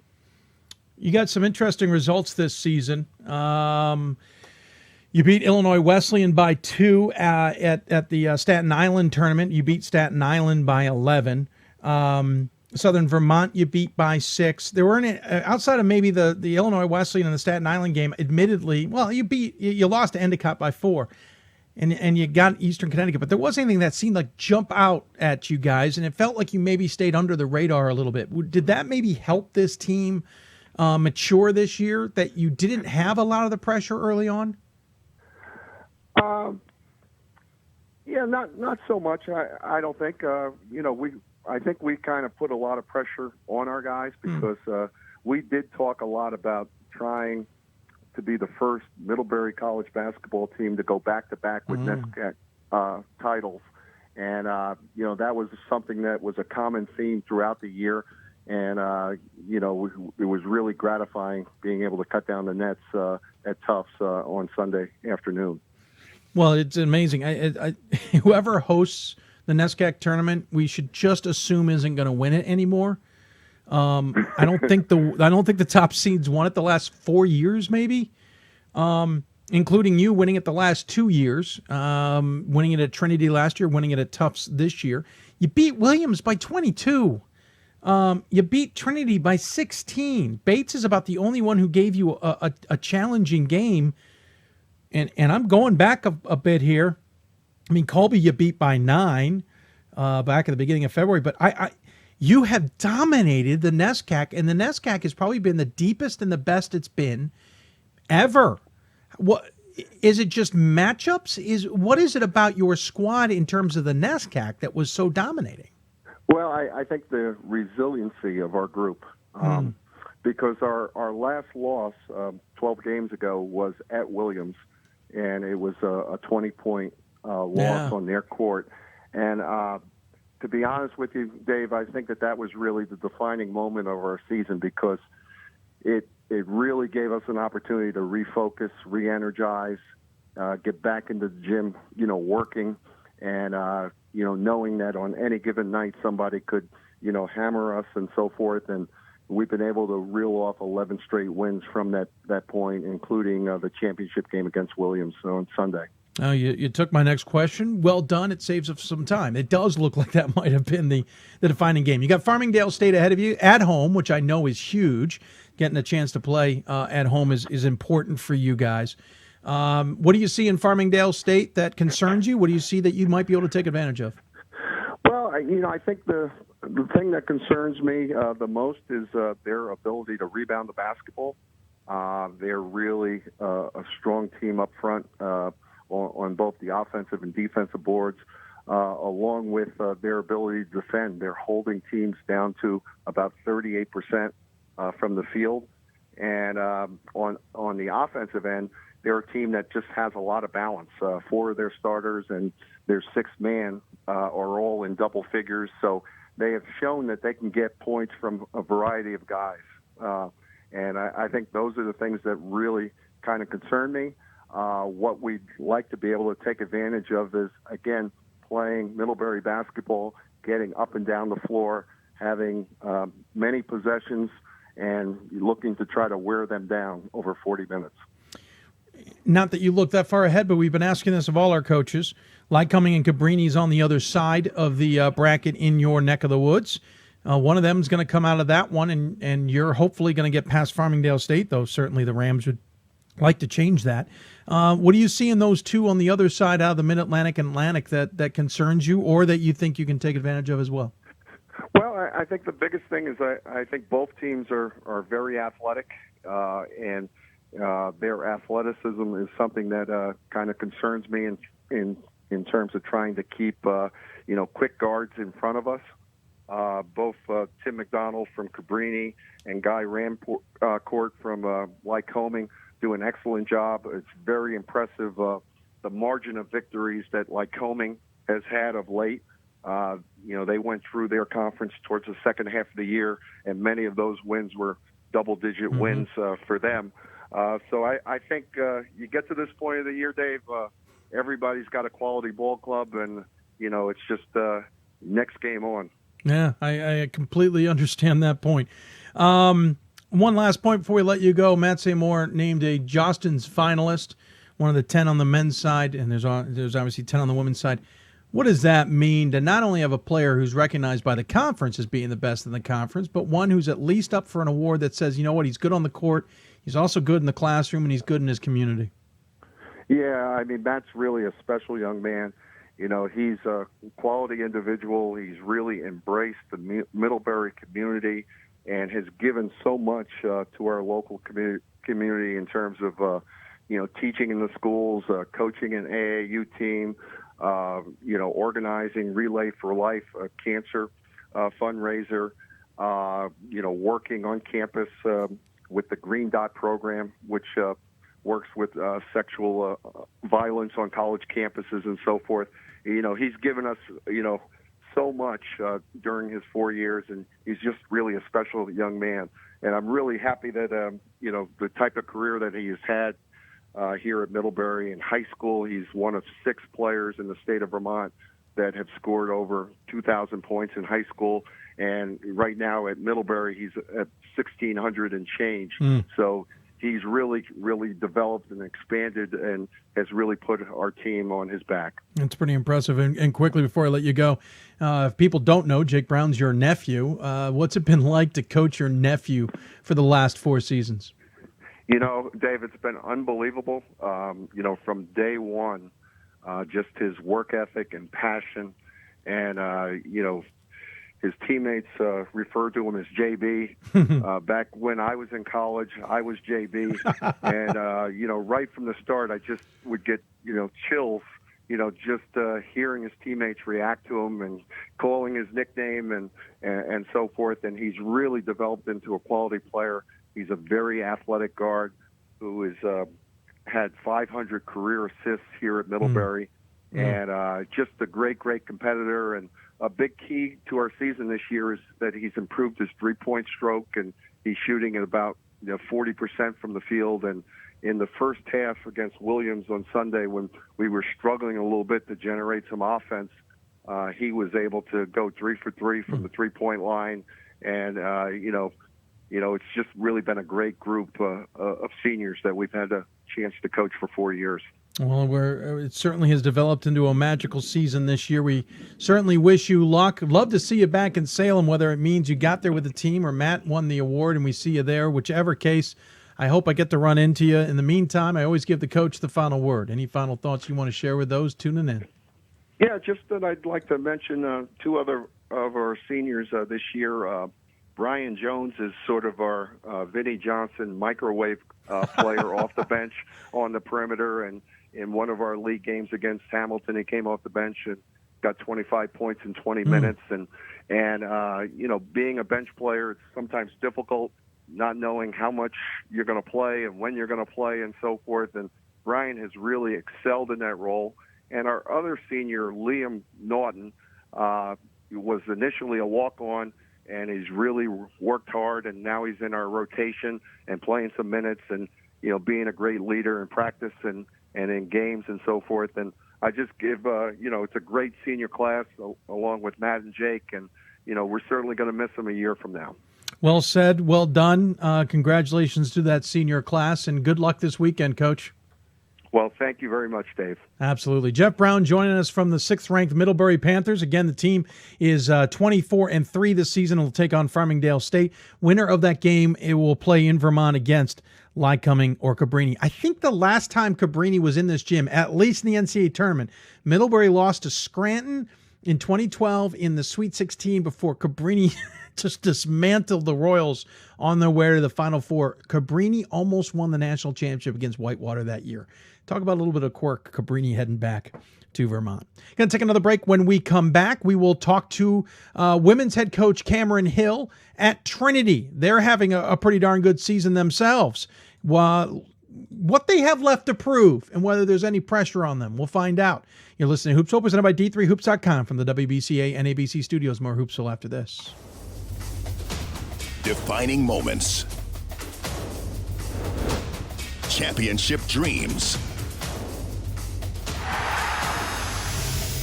Share the experience with your family and friends.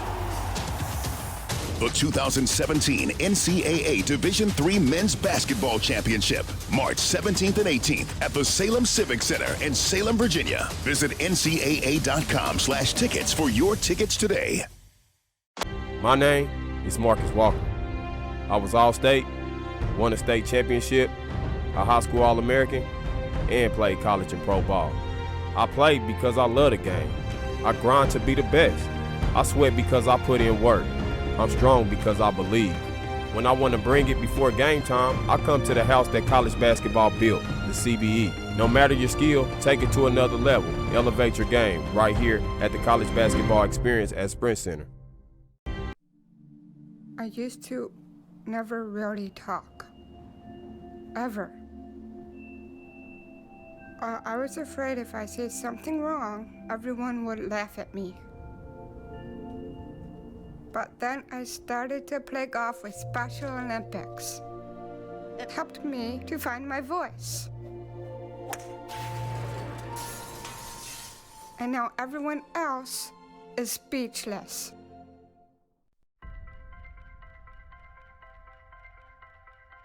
I'm a Division III student athlete, and I know how powerful words can be. The term gay doesn't mean stupid, lame, or less than. So I pledge to speak up if I hear the term gay used in a derogatory way or any other homophobic terms. If you can play in Division III. I'm a Division III student athlete, and my teammates unconditionally accepted me as part of their family. So now I pledge to do the same for others. If you can play in Division III.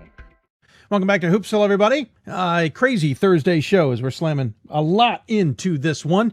We hope you've been enjoying it, and we're almost done, but we've got one more interview ahead. And when we come back from this interview, we'll wrap up the show, answer any of your last questions. Of course, once again, remind you of the Whip Around show and the fundraiser and some other things that's coming up. So if you do have any more last-minute questions, feel free to send them to us. Information scrolling at the bottom of the screen. Obviously, you can email us, hoopsville@d3hoops.com. You can send us a tweet at D3Hoopsville or hashtag Hoopsville.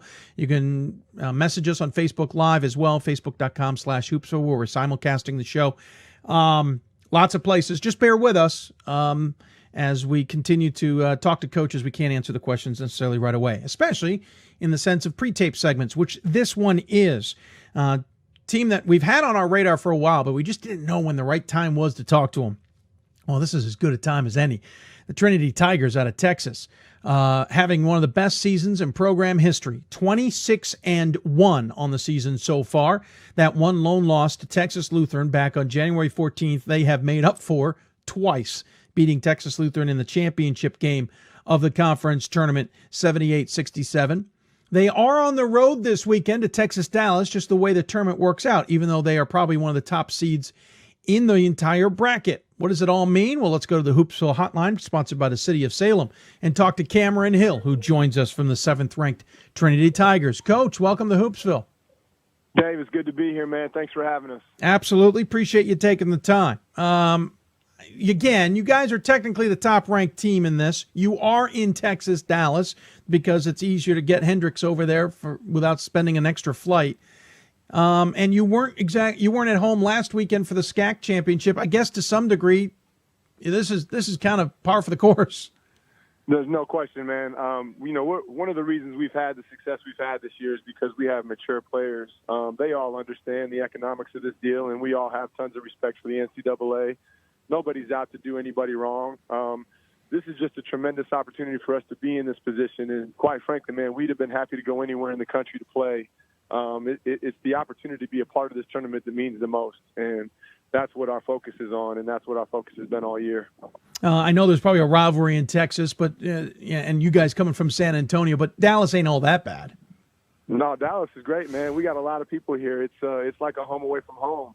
And they got great food, and we're in a great part of town. So no, this is a phenomenal draw for us. We're pleased to be here for sure. Very nice. Obviously, I think you guys were going to get in no matter what, without the AQ. But the AQ was certainly important. You only have one loss on the season. I assume you guys want to be making sure you're clicking on all cylinders at all times. Yeah, we've one of the reasons that I think we've been able to kind of develop along our path this year is because we've had to deal with some significant losses along the way. We spent quite a bit of the season without a handful of starters. we've had to kind of reinvent ourselves along the way. And, you know, by the grace of God, we've gotten healthy at the right time. So we finally have everybody back, and we're starting to kind of use what we've learned along the way to add versatility to what we think is a pretty solid foundation that we've had from the beginning of the year. So it's pretty cool, man. The run in the conference tournament, quite frankly, man, was more about winning our conference championship than it was the AQ. I mean, we felt confident being one in the region that we had that locked up, but our girls don't care about that, man. Anytime they get a chance to win something, they want to win it. That's part of the DNA of this team, and that was what was the most rewarding for me as the coach, watching them perform this past weekend, was just the hunger that they have to compete at a high level every time they take the floor. You mentioned the injuries, and you mentioned now being healthy, and I think that's almost, the last few years we've seen the potential from this team, but it's fallen short, and it's usually been injuries that have been the Achilles heel. A key player goes down with an injury, or a couple of players are down, and you guys aren't able to adjust. Is that what might make you a dangerous team this year? Is that you have been able to get over that challenge this season, seemingly? Yeah, I mean, I think, every coach in the country has to deal with something, whether it's injuries or grades or whatever it may be. I mean, those aren't excuses. You have to adjust. I have pretty great depth. I mean, we've got a lot of versatile players that can do a lot of things, and we've been able to plug those holes with our depth, quite frankly. And to be whole again now at this time of the year, it's phenomenal for us. And I do agree with you, man. I think it's a big advantage for the teams that are coming into this thing full strength. I think that fuels your confidence, and it definitely allows the coach to make the necessary adjustments game to game to give their teams the best chance to win. 5 seniors on this squad. I have this feeling this team is kind of itching to prove themselves, especially that senior class. No question, man. I mean, it's not good practice to look ahead in this tournament, which we are not doing in any way. Obviously, you have to be professional and prepared for possibilities, but our primary focus right now is Hendricks, and we're lucky to have had we've had some experiences with them this season, and we feel like we've got a good game plan for them, and our girls are focused. But like I said, man, the 5 seniors, they really want to extend this as long as we can, and I think that'll reflect in our performance tomorrow. Team seems very balanced to me. Of the 75.5 points a game you're scoring, 4 players are in double figures. Monica Hooligan, the senior, 15.5 points a game. Micah Weaver, the junior, 15 points a game. Molly Hughes, 11.5. Abby Holland, practically 11.5 as a freshman. And then 8.8 from Elizabeth Baldito, the senior. And then all 5 of them are handing in 4.5 to 6 rebounds a game.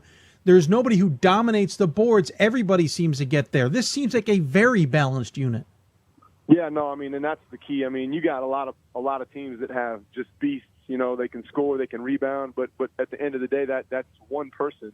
Our focus all season long is to team rebound, team score. I mean, everything is team oriented. So when the ball moves, I mean, everyone that catches it is a threat to score, which makes it tough on teams to game plan for us. But having done this as long as you have, that's not an easy thing to accomplish with your team chemistry. I mean, a lot of times these kids really want to get their average. They want to improve their average. I mean, they have a me mentality versus the we mentality. And, without me having to do too much this season, this team has embraced the talent that they have. And I think they recognize how much better we are together than we are as individuals. And I think that's why that you see those numbers when you look at our stats. And I think that's why you see the ball move the way that it does when you watch us play.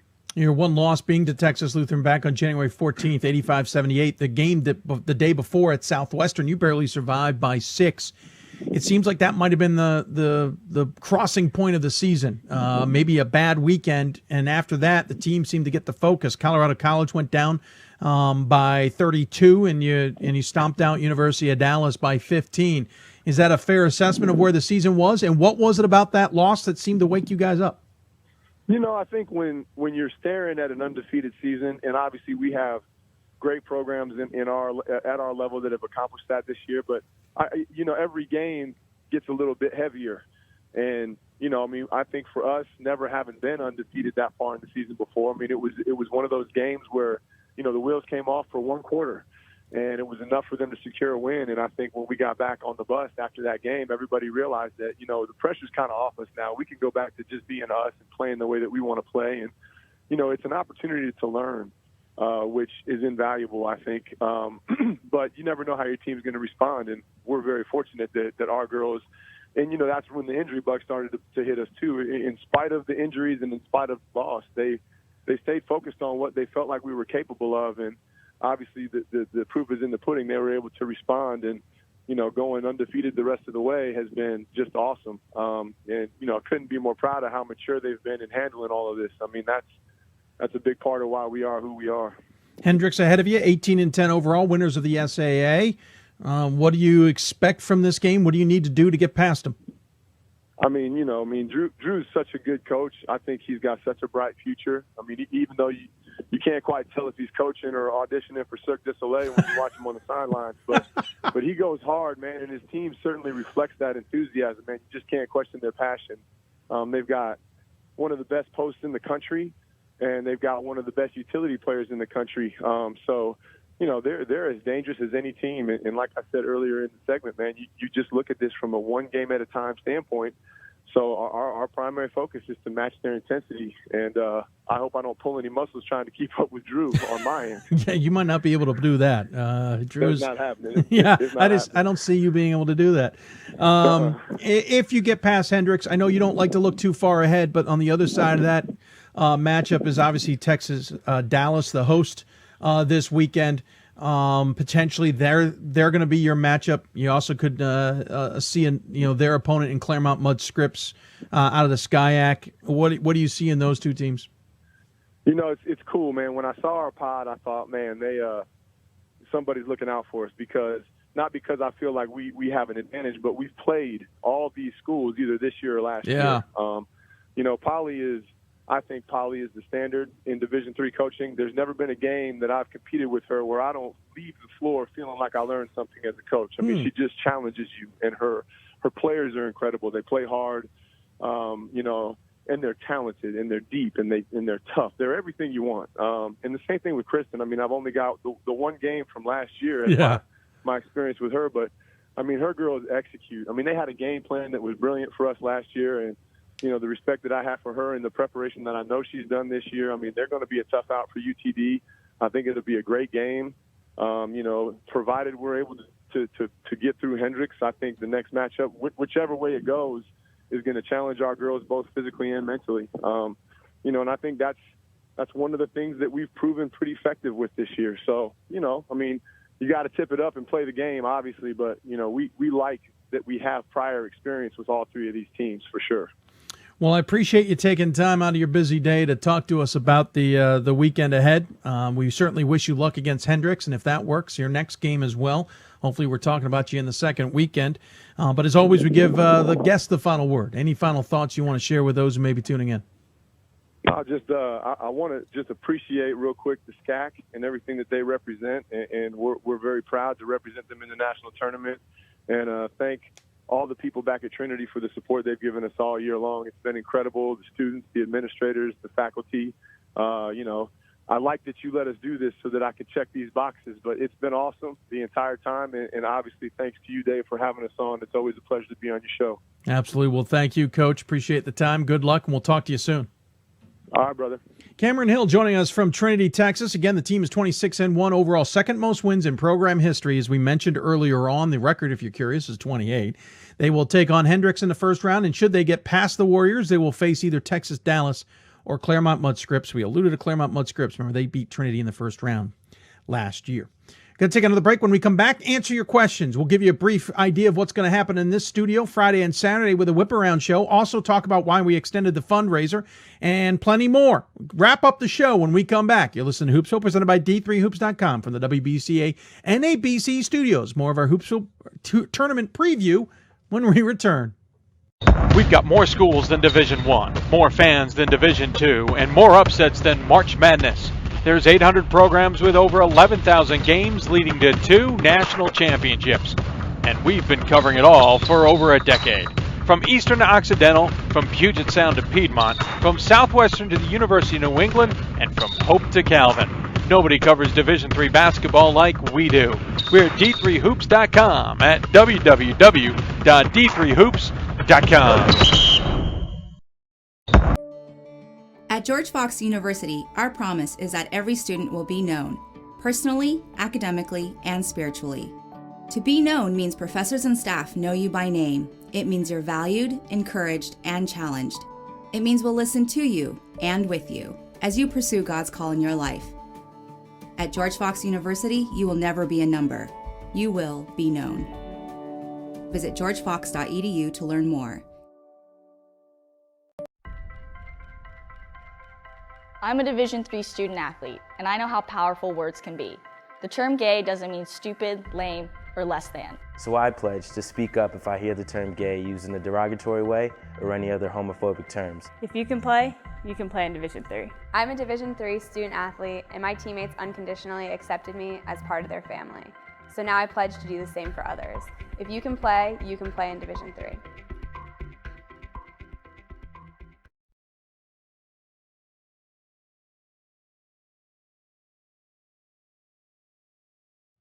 Hello, my name is Dave McHugh, and I am the creator and host of a video podcast called Hoopsville.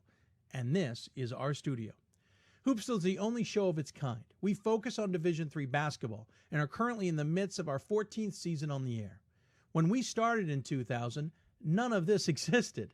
We were an audio-only show, reading scores, reacting to games and teams we really didn't understand or appreciate, but trying to give Division III basketball something. The show has grown every year since. 8 years ago, we moved into this studio in my own home and continue to grow the show. The once-a-week show has become a twice-a-week show. It's now 2 hours minimum a show, with a 12-hour marathon program, NCAA tournament selection special, which usually lasts 6 hours, a bracket breakdown special that usually lasts a few more hours, and other specials throughout the season. And the show is now a must-watch in Division III basketball. We also take this show on the road. We've been to 16 consecutive Division III men's basketball Final Fours, along with a women's Final Four and both Division III championship games at Division I sites, 2013 in Atlanta for the men and last season in Indianapolis for the women. The men's championship weekend coverage has expanded the last 3 years to live pregame and postgame coverage courtside for each of the semifinals and the championships, just as if we were a major television network courtside or on the field of a major championship. We also travel to schools and conferences around the country, even doing the show live on location. Earlier this season, we were on the court at Roanoke College and their brand new facility, right after the men's team had played a conference game. We've been able to do much of this thanks to contributions from people like yourself. Whether you're a fan of Division III, have a son or daughter who plays or coaches in the division, maybe you're an alum of a Division III program, you might be a coach yourself, or you simply appreciate our efforts to shine a light on a division and the student athletes in it. Did you know Division III is the largest division in the NCAA?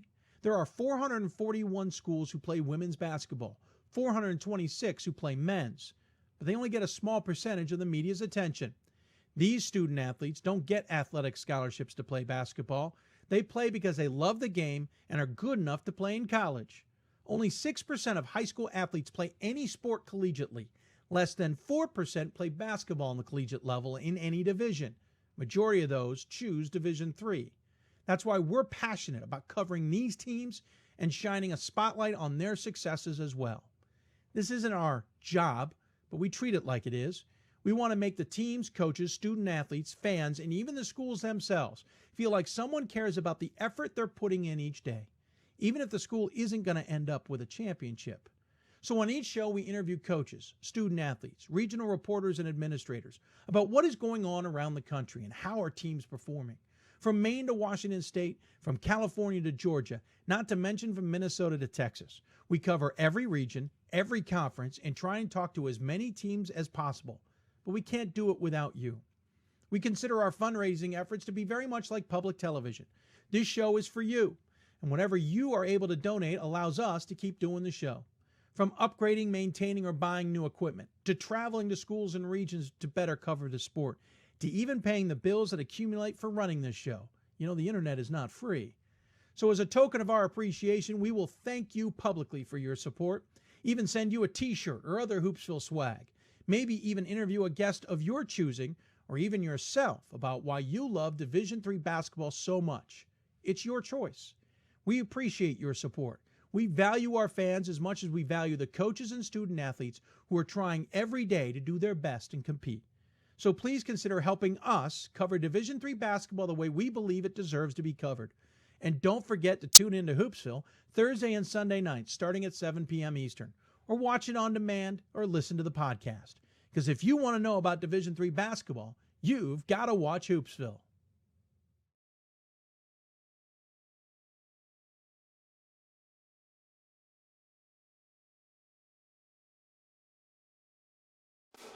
College basketball lives in Kansas City at the College Basketball Experience at Sprint Center. The College Basketball Experience is the place to get your game on. It's not a museum, it's an experience you won't forget. Discover the history of the game in the National Collegiate Basketball Hall of Fame, featuring the Gallery of Honor, Mentor's Circle, and Honor Theater. Suit up in the latest CBE logoed Nike gear at the CBE Hoop Shop. Elevate your game today and visit the house that college basketball built. Defining moments. Championship dreams. Share the experience with your family and friends. The 2017 NCAA Division III Men's Basketball Championship, March 17th and 18th at the Salem Civic Center in Salem, Virginia. Visit ncaa.com/tickets for your tickets today. 96 games in just over 30 hours. 128 teams reduced to just 32. How can you stay on top of all that basketball action, you ask? Introducing the D3Hoops.com Whip Around. We'll show you the key moments as they happen around the country in both the men's and women's NCAA Division III basketball tournaments all weekend long, and examine the brackets with our trusted analysts Dave McHugh, Gordon Mann, and Ryan Scott. Be prepared to watch the tournaments like never before with the D3Hoops.com Whip Around, starting Friday at 5 p.m. Eastern Time and Saturday at 6 p.m. Eastern Time.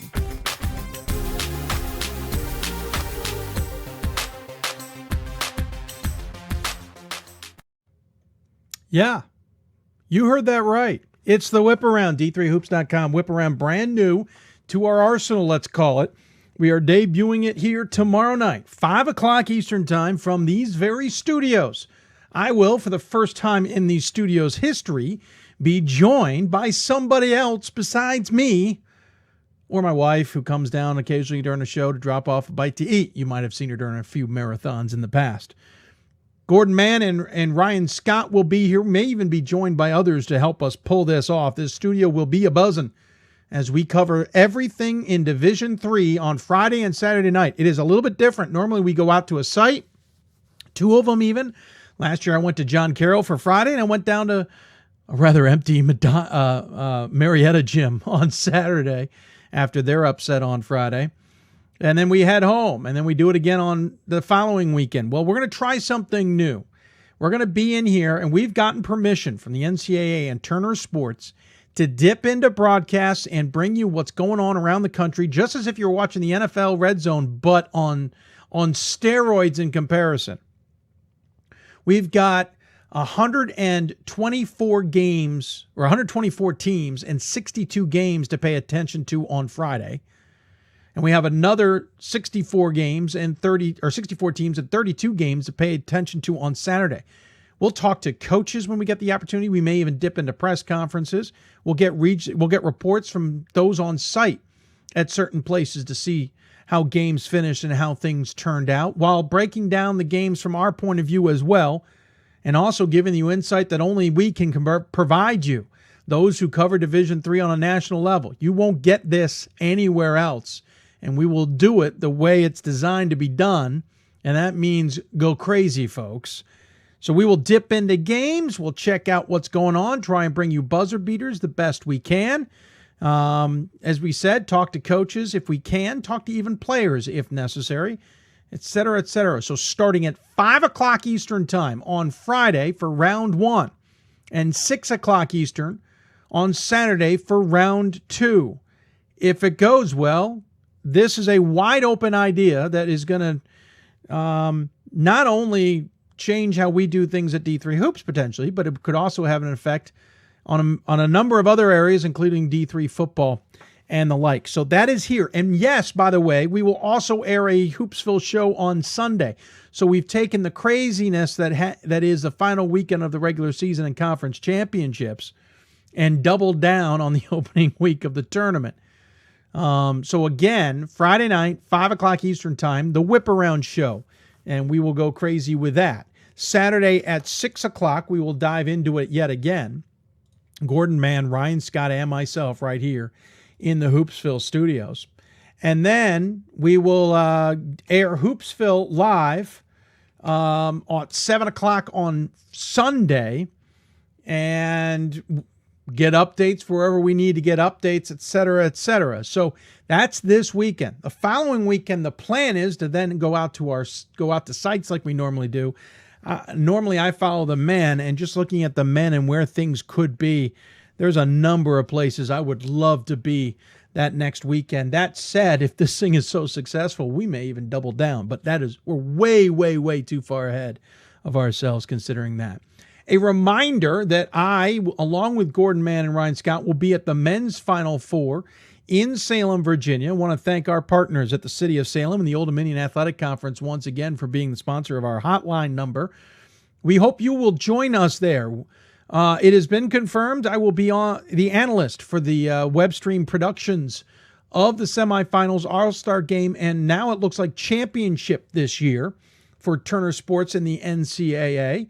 Looking forward to that once again, but that doesn't mean we will not do anything else. We will once again bring you the Hoopsville pregame and postgame shows ahead of and after both semifinals and ahead and after the championship game, as we have now every year since 2013. This will be the 4th year we're doing it. We're looking forward to being back in Salem. We will have representation in Grand Rapids, Michigan as well at the women's Final Four. Pat Coleman, coming out of retirement, quote unquote, will be up there along with others to cover the women's championships as well. So looking forward to that. That is just 2 weeks away, believe it or not. But first, we've got this weekend. A lot of good games on tap. If we look on the men's side, here are a couple of things. I'm not going to go through every single pick. It will take too long. Don't want to be on air that long. Actually, before we get to that, I will get to that. I do have some questions on the emails, and I want to get to. So bear with me, and let's call up some of those, shall we?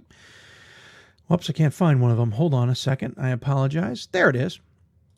All right, the first question we got is Scranton men number 1 seed in Williams Pod, and if so, they'll be playing Becker instead of Oswego State. Certainly a question that we had. We talked about at the beginning of the show. Don't have an answer. I didn't get a chance to email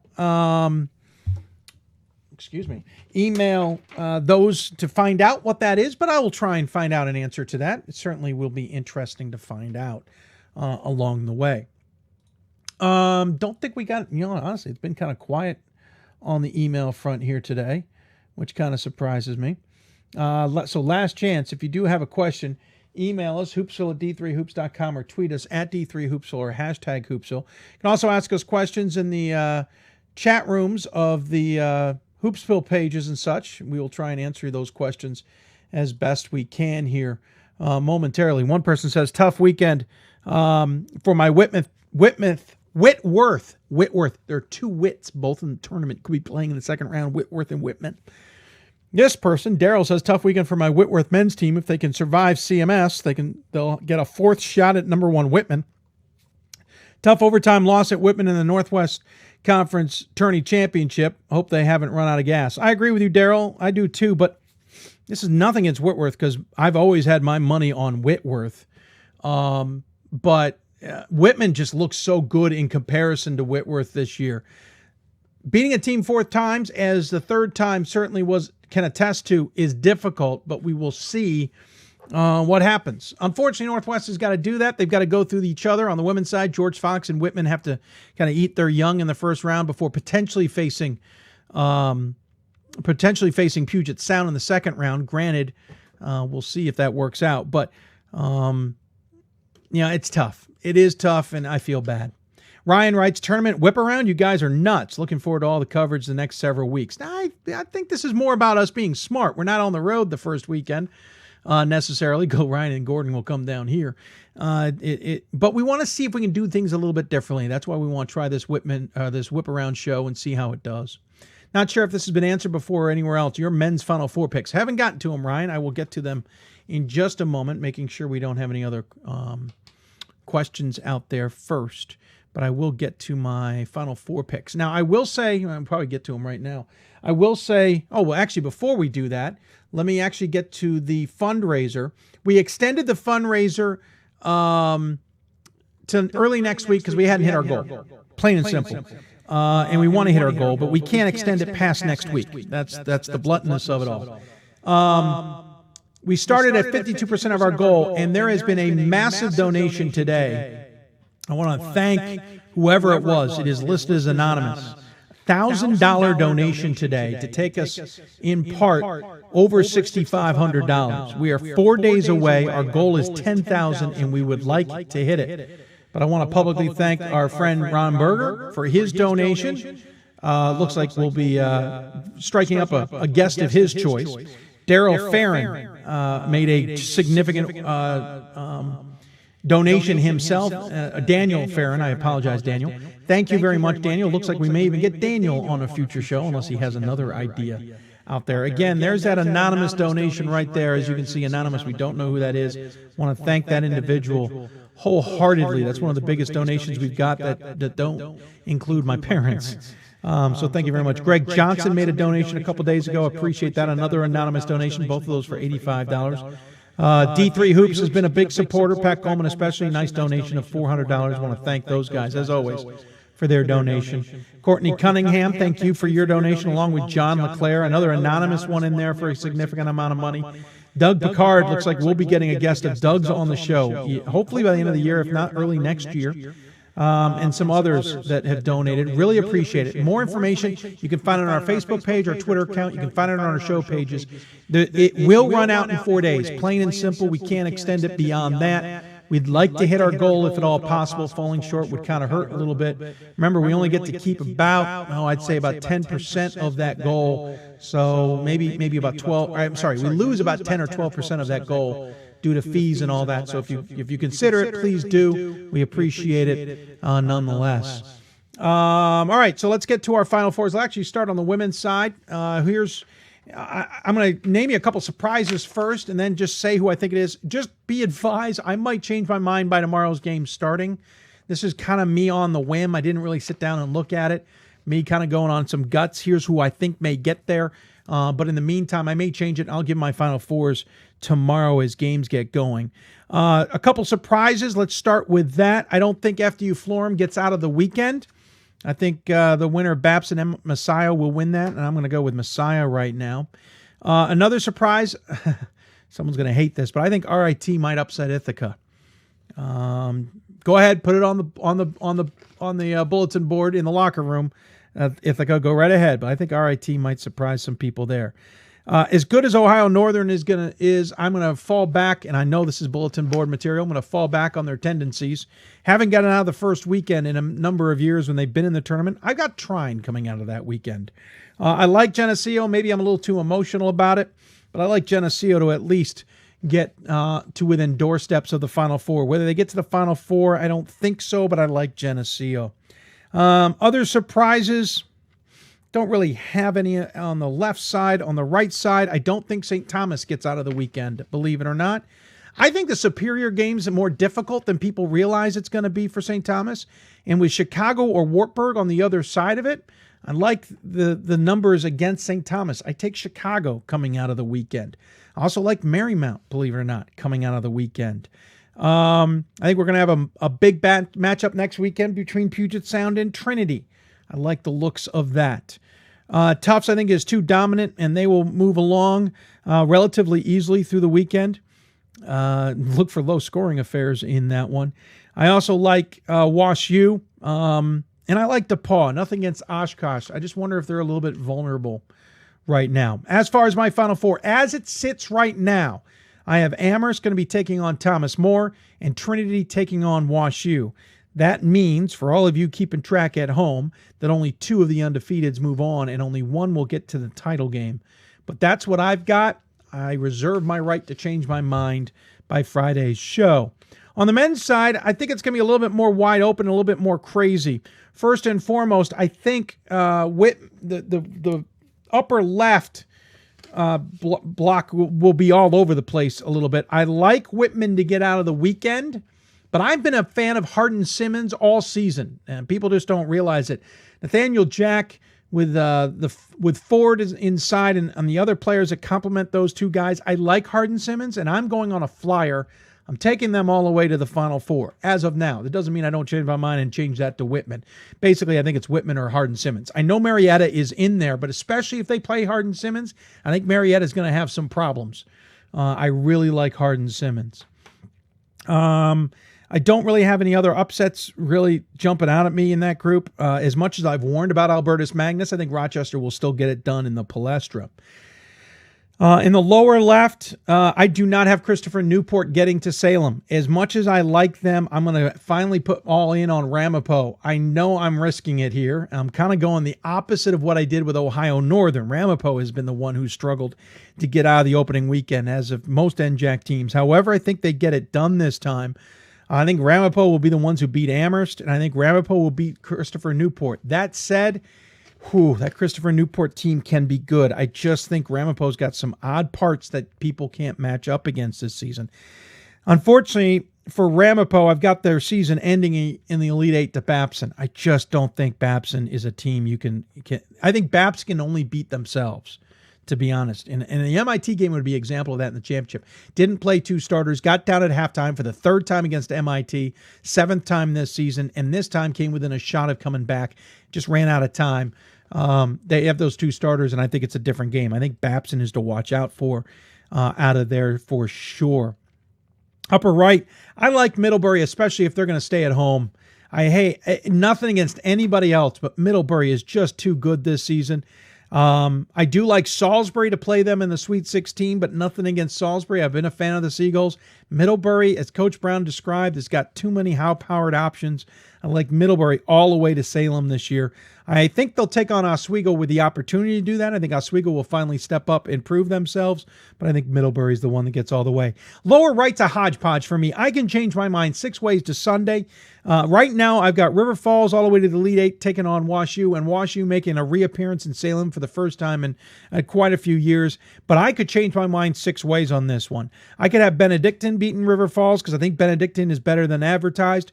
I have Augustana then beating Whitewater and then losing to River Falls. I could see Whitewater making a run here maybe and proving some skeptics like myself wrong and maybe getting all the way to the Elite Eight themselves.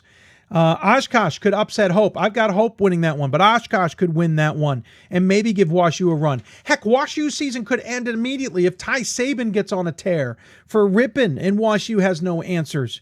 Hanover, I like against Westminster. I like them against Worcester, but anything's possible out of that. I think the lower right is the most likely section for absolute chaos. And I mean in the sense of top seeds losing, and we get into some interesting hosting opportunities if there is one that's the lower right. But my Final Four as of now, and again, I reserve my right to change this by Friday when we do the Whip Around show, is Hardin Simmons, Babson, Middlebury, and WashU on the men's side. It's crazy. I know it is, but that's where I'm going with this one for now. I will look it over again and maybe by Friday change my mind. I think that's going to do it. I don't see any of the questions jumping out at me right now. I'm looking around quickly. Like I said, don't see them, but I'm quickly refreshing some screens to see what we've got and double check my email just to make sure we haven't missed anything. Let's see. Question was, why was CNU put ahead of Catholic in the final rankings and hosting with the latest data? Christopher Newport 24-2, 531 SOS with a 3-2 results versus Catholic 23-4 with a 590 and a 3-3. I don't know. You're only looking at 3 pieces of data, Ronk. To be completely honest with you, we're not looking at some other criteria. Who those 3 wins, for example, were. I know Catholic's got a win over Scranton, don't get me wrong, but 2 of those losses of the 3 are also to Scranton. Christopher Newport's got a win over Mary Washington, at least off the top of my head. They also have a win over, if not 2 wins over Marymount. We also don't have some other criteria that they'd be looking at in those cases that I don't have in front of me. At 24-2, I think they might have just gone with the win-loss at some point. I think they also may have given CNU the benefit of the doubt, considering they won their conference and Catholic did not. I know the SOS to 0.03 to 2 games doesn't make a difference there. It puts Catholic in a bit of better light. But again, you're looking at 3 bits of criteria. We have 6 in the we have comparables, for example, Christopher Newport and Catholic. Do they have any teams that they mutually played that would have made a difference? And I can't believe I'm diving into this when I'm trying to wrap up the show, but I'll quickly look at it. Christopher Newport and Catholic. Christopher Newport, trying to see who they may have played that were similar, or not similar, but the same opponent. Played Salisbury. Catholic lost to Salisbury. Here's a good one. Catholic lost to Salisbury, and Christopher Newport beat Salisbury twice. So you've got a 2-0 advantage in common opponents, at least in that category, or at least with Salisbury. There may have been some others. I'm looking to see who else might be jumping out at me, but I don't have one. So if there's a couple bits of data I think that leans a little bit towards Christopher Newport's way. I don't really have a major problem with it, to be honest with you, Ronk. I understand Catholic had a better strength of schedule, and they played one more game against a regionally ranked opponent, but they also lost one more game against a regionally ranked opponent. I know they have a win against Scranton, but I would argue that Christopher Newport has more wins against higher ranked, regionally ranked opponents than Catholic does. If I were to go off the top of my head, I think it's honestly in the Mid-Atlantic, it's a bit like splitting hairs because there are so many darn good teams on the women's side. But I don't overall have a major problem with Christopher Newport jumping Catholic in that scenario. It's not always about the SOS. The women have proven that, and I think that's fine. So there you go. That's just my quick thought off the top of my head. Again, not all the criteria sitting there for us to be able to view. One last chance, just looking for last-second questions in case any of them popped up. Doesn't look like they have. Look like it's kind of quiet. Just double-checking the email, and that's going to do it. So we're going to wrap up the show here. Again, a reminder, we'll be on the air on tomorrow, Friday, 5 o'clock Eastern Time. Myself, Gordon Mann, Ryan Scott in studios. We'll add a couple cameras, I hope. Hopefully the computer's working, or at least reposition some cameras. And whip around the country, giving you updates from around the country on what is going on. We hope you'll enjoy that. We'll also be back on the air Saturday at 6 o'clock. Now, I don't know how late we'll go with those programs. There's a very good chance we will not get to the end of the West Coast games. It'll depend on what's going on with those, but there's only so long we can go. The NCAA's endorsed our efforts, and we'll probably be promoting it as well. So we hope a lot of you will tune in and enjoy the programming with us. And again, we'll be back on the air Sunday at 7 o'clock to recap the first weekend and start looking ahead to the second weekend. Thank all of you for your donations to the Hoopsville fundraiser. Again, we're going to run this, I believe, through Monday night, I believe is the deadline. It's 4 more days. I believe that makes it Monday night. Could be Sunday night. Who knows? But I do want to thank you for all your donations. We do have a couple of donations that were offline that we're looking forward to getting as well. But thank you all. If you still want to donate, you could get a T-shirt, by the way. We encourage you to do so and take the time. Thank you so much. It helps us get on the air, helps us to stay on the air, and it helps us even travel. We hope to maybe get a trip or two in that are a little bit grander next year than we've done in the past. That's going to do it. I want to thank our guests, Carl Danzig from Scranton, Abby Pyzik Smith from Lynchburg, Brad Fischer from Oshkosh, Michael Blaine from Medialle, Jeff Brown from Middlebury, and Cameron Hill from Trinity. I want to also thank their sports information departments and especially the directors for their assistance as well. Join us for the Whip Around here on Friday at 5 o'clock and Saturday at 6 o'clock, and join us back here for Hoopsville at 7 o'clock. If you missed any of this, you can watch it on demand or listen to the podcast. We appreciate it. If you want to ask us questions to answer, email us hoopsville at d3hoops.com or tweet us at d3hoopsville using the hashtag Hoopsville. And we hope you'll take advantage of those opportunities to interact with the show and give us a sense of what you think is going on around Division III. Thanks for tuning in, everybody. We'll see you back here on the Whip Around shows Friday and Saturday, and we'll see you back here on Hoopsville on Saturday. I want to thank D3Hoops.com, the presenting sponsor of Hoopsville, and of course, want to thank the Women's Basketball Coaches Association and the National Association of Basketball Coaches for their support as well. Also, the City of Salem, the Old Dominion Athletic Conference, the sponsors of the hotline, and thank George Fox University, our first advertiser as well.